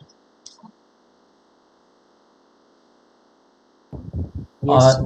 इस फॉर्मूले को यूज़ करते टाइम पे तुम्हें u, v और r को साइन के साथ पुट करना है, पुट विथ साइन। इसको u को, v को, r को, ऐसा नहीं कि एक बार पुट कर दिया तो दूसरी बार नहीं करेंगे। मैंने पहले ही बताया था ये बात कि ऐसा क्यों करते हैं। मैथमेटिकल फॉर्म को मुझे लेकर के आना होता है। इसमें एक बार तुमने साइन पुट करा तो वापस से साइन पुट करके उसी मैथमेटिकल इक्वेशन को ऑब्टेन करना है। चलो तो अब सिंपल सा क्वेश्चन कर लेते हैं फिर, अगर ये फॉर्मूला आ गया है तुम्हें पता चल गया। क्वेश्चन क्वेश्चन सिंपल सा है, बोला गया ये एक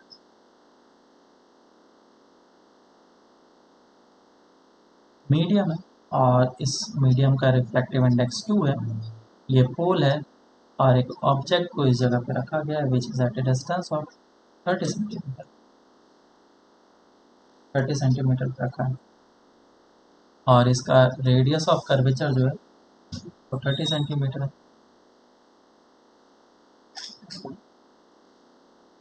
और एयर है इस जगह पे। सिंपल सा क्वेश्चन है कि find the distance between the object and the image.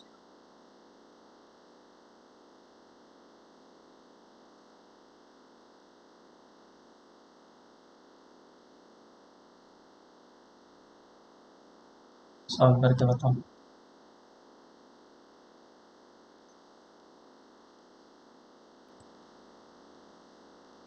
तो इसमें हम लोग सिंपल फार्मूला यूज़ करेंगे, वही जो अभी हम लोगों ने ऊपर देखा, that is n2 by v minus of n1 by u is equals to n2 minus of n1 by r। n1 by u is equals to n2 minus of n1 by r। Sign के साथ put करेंगे, n2 का value कितना हो जाएगा 2, b जो मुझे निकालना है, n1 का वैल्यू हो जाएगा 1, u का वैल्यू कितना हो जाएगा minus of 30 is equals to 2 minus 1 divide by r. Radius of curvature कितना लेंगे प्लस 30, ये जो डिस्टेंस है इस तरफ पॉजिटिव, और इसको पुट करने के बाद हम लोग इसको निकालने की कोशिश करेंगे। 1/30 प्लस हो जाएगा माइनस ऑफ 1/30 आ रहा है, माइनस माइनस प्लस, इनसे ही पुट करा है। हाँ, तो ये कितना आ जा रहा है 0, इसका मतलब v का वैल्यू कितना आ रहा है इन्फिनिटी। मेरी बात समझ में आई या नहीं आई? यस सर, समझा। v का वैल्यू समझा कितना आ सर। रहा है इन्फिनिटी। मतलब ये है, इसका अगर तुम डायग्राम बनाओगे, रे डायग्राम, तो वो कुछ ऐसा होगा कि ऑब्जेक्ट इस जगह पे रखा हुआ है और लाइट रे से बाहर निकला, और सेंटर ऑफ कर्वेचर और ऑब्जेक्ट डिस्टेंस कुछ इस तरीके से है कि सारे लाइट रेज जो हैं वो पैरेलल चले गए, आया ना? सारे लाइट रेज कैसे चले गए, पैरेलल चले गए। तो अगर पैरेलल चले गए तो वो इमेज कहाँ पे बनाएगा, इन्फिनिटी पे। तो distance between the object and image क्या हो जाएगा, that will be infinity. Clear?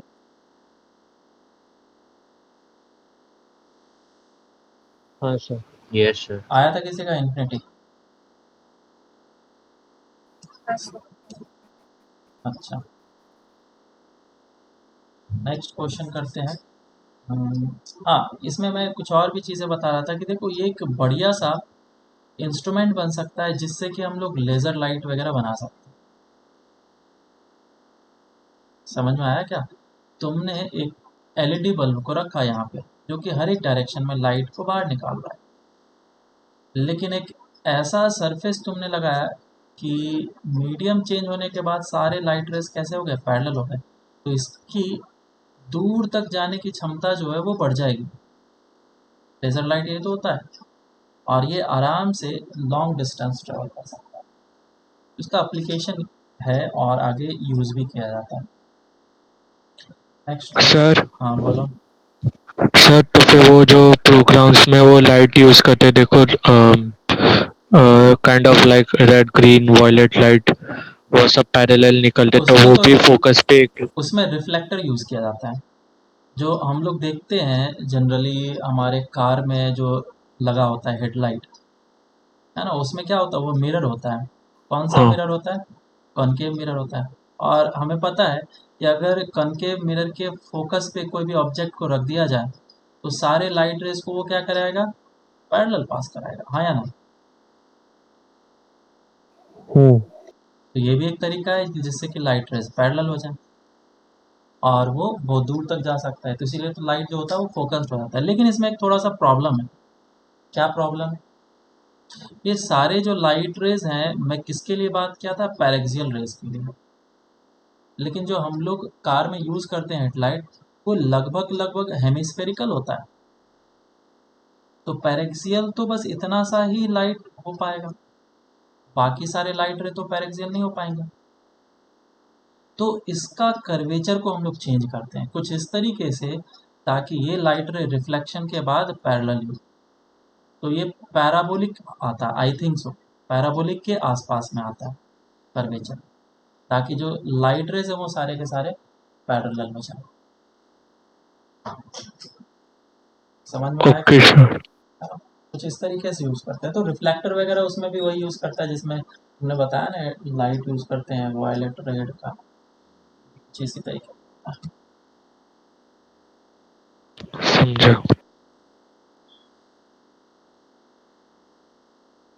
ठीक है, अब इस क्वेश्चन को करते हैं। इधर क्या दे रखा है, एक स्फेरिकल ग्लास दे रखा है, और इस स्फेरिकल ग्लास का रिफ्रैक्टिव इंडेक्स जो है डेट इज़ 2 गिवन है। इसका रेडियस ऑफ कर्वेचर भी दिया गया, डेट इज़ 30 सेंटीमीटर। और ये एक लाइन है जो इसके डायमीटर से पास कर रहा है। एक ऑब्जर्वर है जो कि इस तरफ से देख रहा है इसको, और ये जो ऑब्जेक्ट है वो इस जगह पे रखा हुआ है। ठीक है, कितने डिस्टेंस पे? 20 सेंटीमीटर डिस्टेंस पे।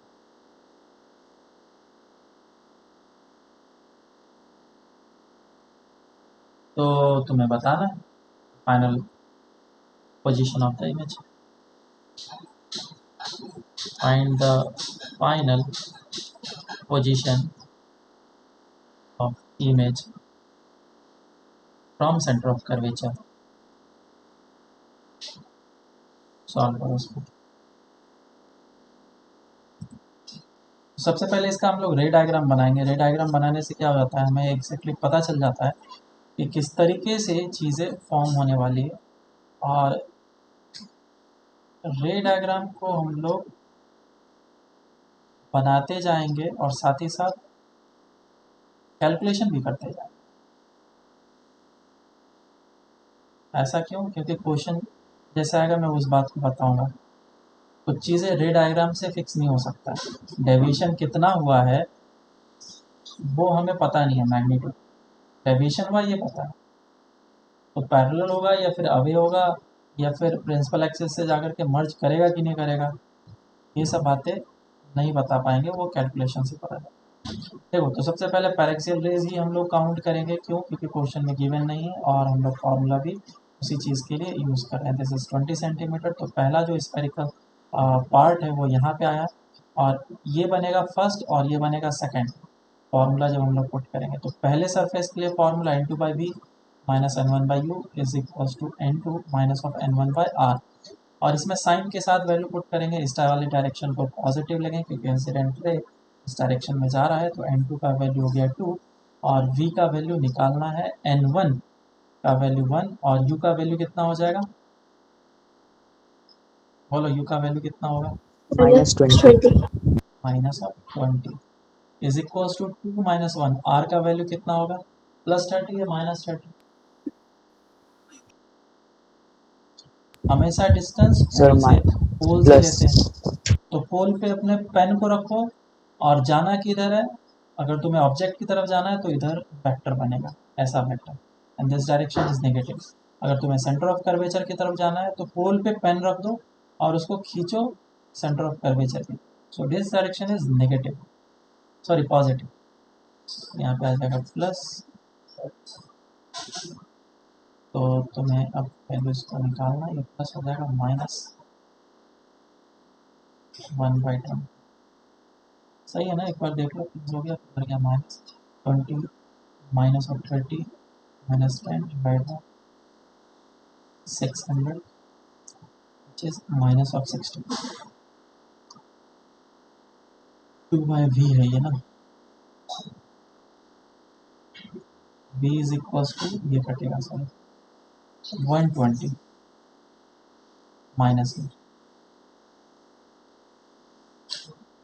इसका मतलब क्या है? v माइनस में 120 होने का मतलब ये है कि लाइट रे इस तरफ गया और निगेटिव है, मतलब लाइट रे पैरेलल होता तो ऐसा होता, वो इस तरफ ना जा करके इस तरफ गया है, थोड़ा सा डेविएशन है, ये पीछे बनेगा। और पीछे कितने डिस्टेंस पे? पोल से 120 के डिस्टेंस पे। कुछ समझ में आया या नहीं आया? समझा सर। हाँ, समझा सर। यही चीज़ मैं बताना चाह रहा था कि मैं इस चीज़ को डिसाइड नहीं कर सकता हूँ ना कि डेविएशन कितना होगा। ये लाइट रे गया, टक्कर खाया, अब डेविएशन तुम इस तरीके से बना दोगे, ये तो गलत होगा ना।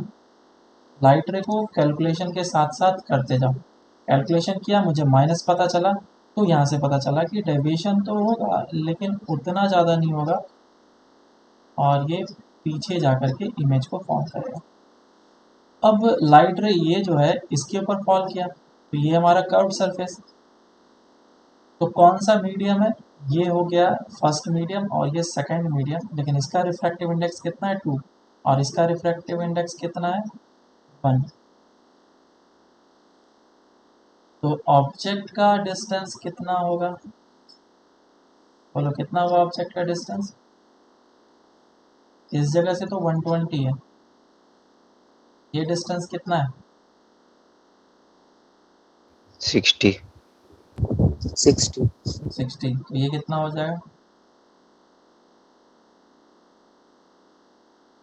180 सेंटीमीटर। 180 और अब फॉर्मूला लगाओ, n2 by v minus n1 by u is equals to n2 minus n1 by r। ये क्या बताता है कि जिस मीडियम में रिफ्रैक्टेड रे है, जिस मीडियम में रिफ्रैक्टेड रे, उस मीडियम का रिफ्रैक्टिव इंडेक्स क्या है वो यहाँ पे लिखो। और ये क्या बताता है, जिस मीडियम में इंसिडेंट रे है, नॉट ऑब्जेक्ट, ऑब्जेक्ट के बारे में नहीं बोल रहा है, ऑब्जेक्ट किस मीडियम में ये नहीं बोल रहा है, वो बोल रहा है कि इंसिडेंट लाइट रे किस में है, उस लाइट रे जिस मीडियम में लाइट रे है उसका रिफ्रैक्टिव इंडेक्स यहाँ पे। कंफ्यूज होने की बिल्कुल भी ज़रूरत नहीं है। तो इसीलिए इंसिडेंट लाइट रे ये है हमारा और रिफ्रैक्टेड लाइट रे ये है हमारा। वैल्यूज पुट करते हैं, तो रिफ्रैक्टेड लाइट रे अब 1 वाले मीडियम में चला गया, 1 डिवाइडेड बाय b जो कि मुझे निकालना है minus of n1 incident light रे 2 वाले मीडियम में, रिफ्रैक्टिव इंडेक्स 2 वाला, और डिस्टेंस है 180, प्लस है या माइनस, माइनस 180, प्लस माइनस होगा ना, ये डायरेक्शन में ही इंसिडेंट लाइट रे यस जा रहा है, so this direction is positive और पोल यहाँ पे। और n2 minus yes of sir n1 जब हम लोग लिखेंगे तो ये सिंपल सा चीज़ है, दिस माइनस ऑफ दिस, दिमाग ही नहीं लगाना है, 1 minus 2 divided by r। r का वैल्यू कितना, पोल से हम लोग इस डायरेक्शन में जा रहे हैं, तभी तो सेंटर ऑफ कर्वेचर पे पहुंचेंगे, which is negative minus of. अब इसी को सॉल्व करना, 1 बाय v कितना हो जाएगा, ये प्लस 1 बाय 90 और ये कितना हो जाएगा minus minus cancel 1 by 30 plus minus of 90 minus 30 60 हो जाएगा डिवाइडेड बाय 180।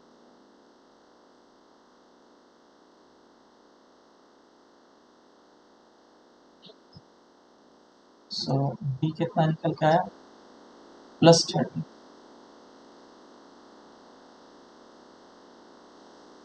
इधर से प्लस का क्या मतलब है, प्लस का ये मतलब है कि ये डेविएशन किया और इतना डेविएशन सर किया 270 होगा ना, पॉजिटिव में। बोलो क्या बोल रहे हो? हाँ सर चलो वो क्या, 1800 की जगह 270 से।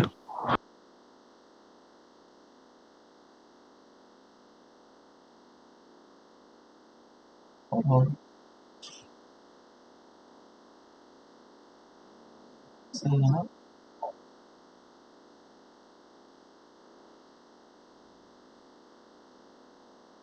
नाइन्टी बाई 2 55 सही है क्या? सर हम दूसरी बार ये इक्वेशन क्यों लिखे? क्योंकि 2 बार कर्व्ड सरफेस से रिफ्रैक्शन हो रहा है, दिखाता हूँ।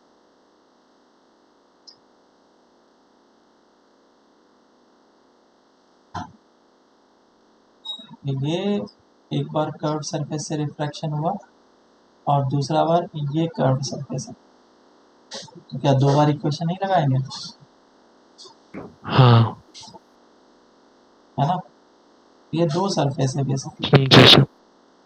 एक बार लाइट रे यहाँ पे लगा तो इसके लिए इक्वेशन ऊपर लगाया है, और एक बार लाइट रे फिर यहाँ पे गया है तो इसके लिए रिफ्रैक्शन का फॉर्मूला यहाँ पे लगाया है। और ये पॉजिटिव बता रहा है, और पॉजिटिव होने का मतलब ये है कि इंटरसेक्शन इधर हुआ है, so this length is positive, और अगर तुमसे सेंटर ऑफ कर्वेचर से डिस्टेंस मांगा है तो दिस लेंथ इज 30, तो आंसर कितना हो जाएगा 30 + 45, आंसर कितना आ जाएगा 75। समझ में आया या नहीं आया? समझा सर। समझा सर। अब गलती नहीं होगा ना? No sir. और क्वेश्चन करते हैं।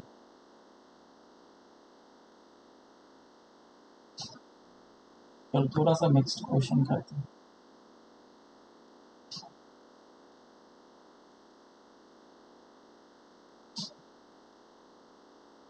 ये एक मीडियम है कुछ इस टाइप का, और इसका रेडियस ऑफ कर्वेचर जो है वह 20।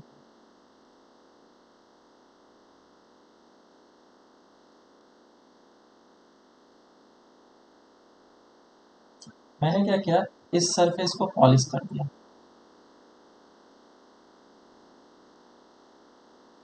एक प्लेन मिरर बन गया। इन दोनों के बीच का जो डिस्टेंस है वो 30 सेंटीमीटर।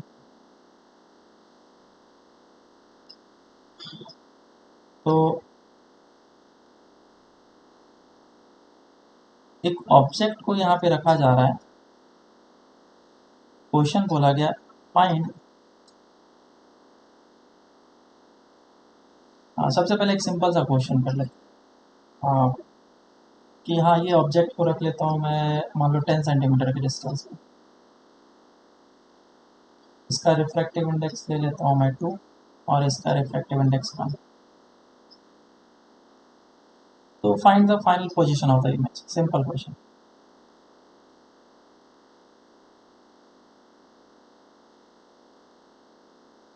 फाइनल इमेज जो भी होगा उसका पोजीशन कहाँ पे होगा वो बताना, मतलब ऑब्जर्वर जो है वो इस जगह पे देख रहा है चीज़। एक सिंपल सा क्वेश्चन है, पहले तो इसे करके बताओ, फिर इसका एडवांस प्रॉब्लम कराऊंगा। देखो तो इसको स्टार्ट करते हैं, सॉल्व करते हैं। और सबसे पहले तो जो ऑब्जेक्ट रखा हुआ है वो ऑब्जेक्ट से लाइट रे निकलेगा और वो स्फेरिकल सरफेस पे फॉल करेगा, कर्व सरफेस जो भी है।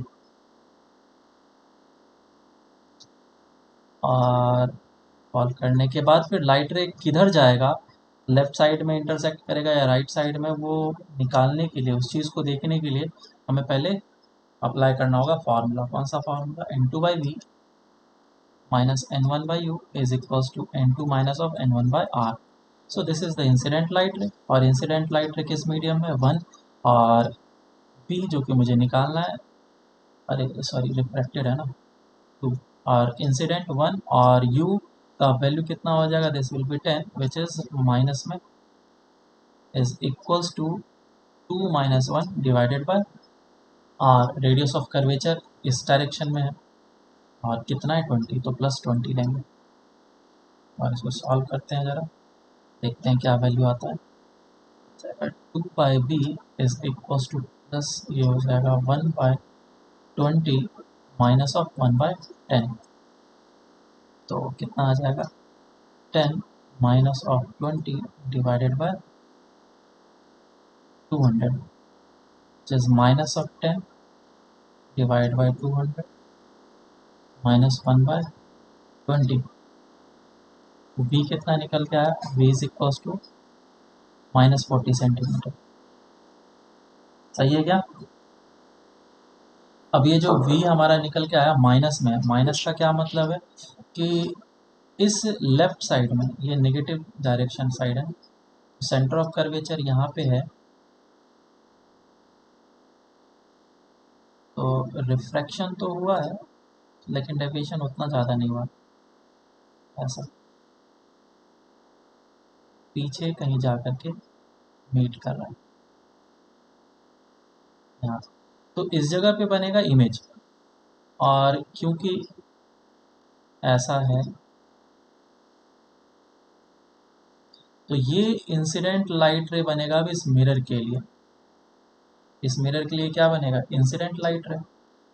तो मिरर क्या करता है, सिंपल सा, जहाँ पे इमेज है, ये इमेज क्या है, ये तो ऑब्जेक्ट है मिरर के लिए, ऑब्जेक्ट है मिरर के लिए, क्योंकि यही इंसिडेंट लाइट है, तो इसका डिस्टेंस पीछे बना देगा। लाइट रे से गया तो ऐसे चला जाएगा, तो ये पीछे बना देगा। तो ये डिस्टेंस कितना हो जाएगा इस जगह से टोटल, बताओ कितना आ जाएगा। दिस डिस्टेंस वाज 40 और 40 प्लस 30, ऐसा ही है ना। तो इधर कितना आ जाएगा ये डिस्टेंस 70। yes sir, और ये वाला जो लाइट रे है अब वापस से किस पे फॉल करने वाला है, सरफेस पे। मैं अगर इसमें दिखाऊं तो ऐसा होगा, थोड़ा क्लोज बनाना पड़ेगा, ऐसा है। और ये टक्कर खाने के बाद वापस से इस पे फॉल करेगा, और वापस से फॉल करेगा तो सेंटर ऑफ कर्वेचर इस जगह पे है, नॉर्मल बनेगा, और ये bending away from the normal होगा। तो किधर भी जा सकता है, हो सकता है पीछे इंटरसेक्ट कर ले या फिर आगे इंटरसेक्ट कर ले, तो ये कुछ आगे निकल जाएगा। तो मुझे एक बार इस जगह पे भी फॉर्मूला अप्लाई करना पड़ेगा। तो लाइट रे से तुम्हें पता चल रहा है कि पहला यहाँ पे रिफ्रैक्शन हुआ, तो मुझे एक फार्मूला अप्लाई करना होगा। इस जगह पे रिफ्लेक्शन हुआ, तो इस जगह पे फार्मूला अप्लाई करना होगा। इस जगह पे वापस से रिफ्रैक्शन हुआ, तो एक फार्मूला यहाँ पे अप्लाई करना होगा। तो 3 फार्मूले टोटल अप्लाई करने होंगे। पहला वाला मैंने यहाँ पे किया, ये वाला फर्स्ट। दूसरा रिफ्लेक्शन हुआ है तो ये वाला काम कर दिया मैंने, फार्मूला लगाने की ज़रूरत नहीं पड़ती इसमें। और तीसरा अभी यहाँ पे जो होगा उस पे अप्लाई करेंगे। तो N2 by v minus N1 by u is equals to N2 minus of N1 by r. N2 का वैल्यू क्या होगा, जिस मीडियम में रिफ्रैक्टेड लाइट रहे, वो तो एयर है। रेडियस ऑफ कर्वेचर 20 है तो वो डिस्टेंस 60 होना चाहिए ना, 70 नहीं होना चाहिए। क्या बोल रहे हो, अभी पोल से डिस्टेंस लेना बाकी है ना, ये पोल है ना, ये तो 70 है, प्लस 30 और करना पड़ेगा, 100 हो जाएगा यू का वैल्यू। सर वो 30 में वो 20 होगा ना, रेडियस ऑफ कर्वेचर तो 20 है। नहीं नहीं नहीं नहीं, मैं समझा नहीं, ये जो डिस्टेंस दिया गया ये 30 है, और हम लोग पोल से डिस्टेंस ऑलवेज यू वी वगैरह मेजर करते हैं। समझ में आया क्या। अरे मिरर रिफ्लेक्ट करेगा ना, ये मिरर, हाँ सर। तो मिरर से डिस्टेंस हमें लेना होता है, ये मिरर से डिस्टेंस लेना पड़ेगा ना। और ये डिस्टेंस तो 30 गिवन है, और ये डिस्टेंस 40 गिवन है, ठीक है क्या। तो अब पोल से डिस्टेंस कितना हो गया, ये रिफ्रैक्शन पोल पे हो रहा है 100। तुम मुझे बताओ 100 प्लस में लेंगे या माइनस में लेंगे। साइन कन्वेंशन ये बोलता है कि जो भी डायरेक्शन है इंसिडेंट लाइट रे का, वो डायरेक्शन हो गया पॉजिटिव, पोल है इस तरफ, तो ऑब्जेक्ट तो पीछे बना ना, वेक्टर का डायरेक्शन पीछे गया, नेगेटिव। नेगेटिव। yes sir, और n1 कितना हो जाएगा, 2 divided by minus 100 is equals to 1 minus 2 divided by are.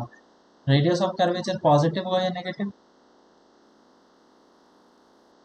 Negative, negative. negative, minus of 20। और यहाँ पे अब इसको मुझे सॉल्व करना है, कितना आ जाएगा, ये माइनस माइनस कैंसिल आउट हो जाएगा, और 1/20, और इस तरफ माइनस आ जाएगा 1/50। देख लेना मिस्टेक ना हो।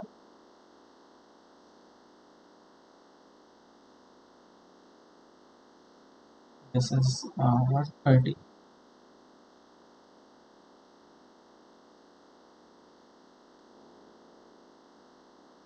P will be equals to 100/3। यही आ रहा है क्या। Yes sir. yes sir, ठीक है, किसी का आया था आंसर 90 40। तो ये डिस्टेंस किससे है, ये पोल से डिस्टेंस है। अब मिरर से डिस्टेंस मांगेगा तो तुम लोग डिस्टेंस को ऐड कर सकते हो, ठीक है क्या। Yes sir. चलो तो सर तो आंसर यही है ना 100/3। हाँ यही आंसर होगा। डिस्टेंस जो है ओके सर, कैसा है, यहाँ पे पॉजिटिव है, पॉजिटिव साइन किधर होगा, इस डायरेक्शन को पॉजिटिव ले रहे हैं, तो लाइट रे जो ऐसे करके आया था रिफ्लेक्ट करके, इधर जा करके कहीं इंटरसेक्ट करेगा, इमेज यहाँ पे फाइनल वाला बने, and this distance will be 100/3। ठीक है, सर बोलो। Yes. ये थर्ड केस के लिए लाइक रिफ्रैक्शन के लिए हम कार्टेशियन सिस्टम का भी साइन कन्वेंशन यूज कर सकते हैं ना? कार्टेशियन सिस्टम का यूज़ करो, लेकिन कंफ्यूज मत हो जाना यूज़ करने के टाइम। हाँ हाँ, यूज़ कर सकते हैं, कोई इशू नहीं। ठीक है, मैं हमेशा से ये वाला यूज़ करता हूँ, इंसिडेंट लाइट रे का, क्योंकि तुम्हें जो बोर्ड में करना होगा वो इंसिडेंट लाइट रे के हिसाब से करना होगा। तुम उधर कार्टेशियन सिस्टम के हिसाब से कर दोगे, तुम्हें नंबर नहीं देगा। बराबर है क्या? ओके, तो ये था। चलो अब मैं एक क्वेश्चन देता हूँ होमवर्क के लिए, कुछ ऐसा ही सिमिलर क्वेश्चन है और तुम्हें करके लेके आना है। वही सिस्टम है, कुछ इस तरीके से रखा गया है और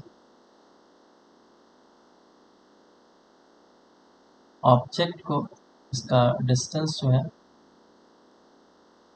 वही चीज़ है। कितना लेना, इसका रेडियस ऑफ कर्वेचर तो पहले मैं ले लेता हूँ। Let's say r is equals to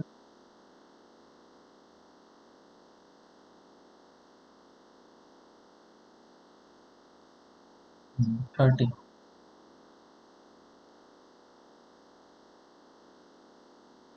और जो ऑब्जेक्ट रखा हुआ है वो इस लोकेशन पे रखा हुआ है, और इसको कितना ले लूँ मैं,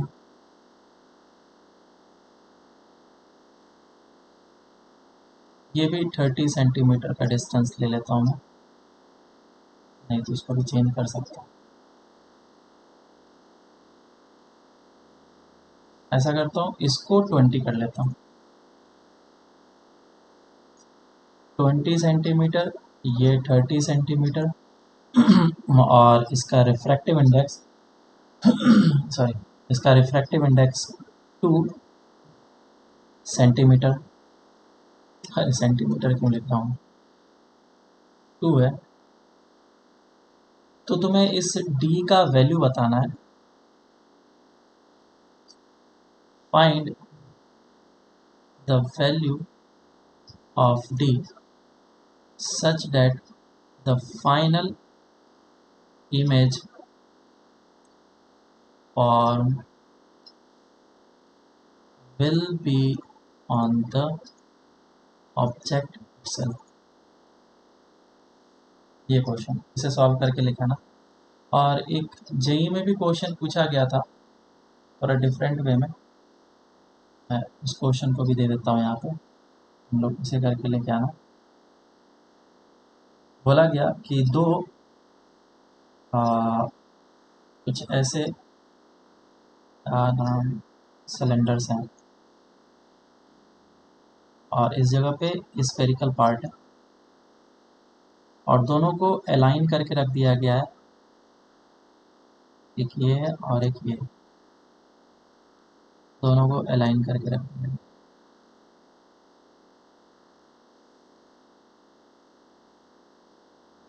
ठीक है, ये पॉइंट है P, ये S1 और ये S2, जूम कर लेते हैं,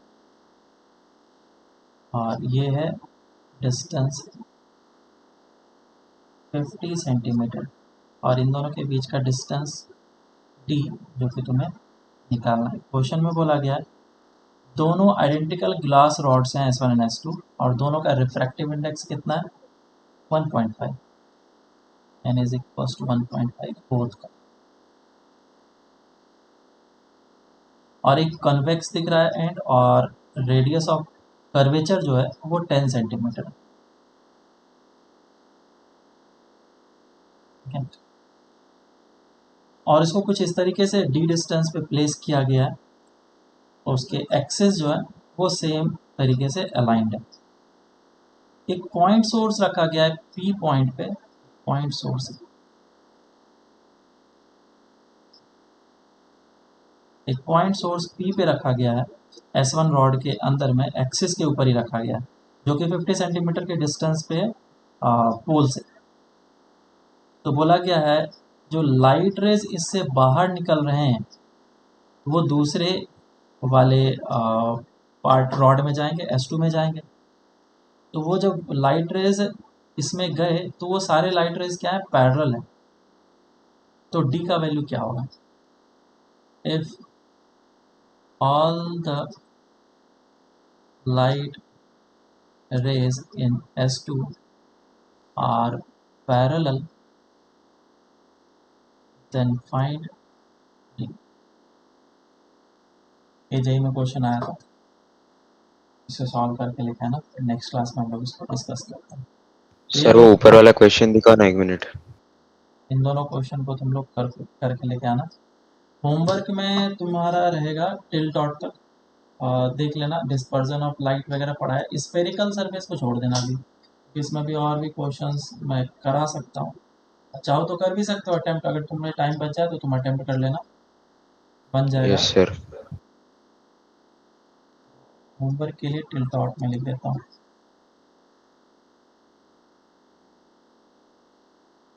देख लेना, डिस्पर्जन ऑफ लाइट जो है ना सेक्शन डी या ई में नहीं है, वो और नीचे में है सेक्शन, उसे चेक कर लेना। और स्फेरिकल सरफेस से जो रिफ्रैक्शन है उसे भी एक बार अटेम्प्ट करने की कोशिश करना। बाकी फिर हम लोग नेक्स्ट क्लास स्टार्ट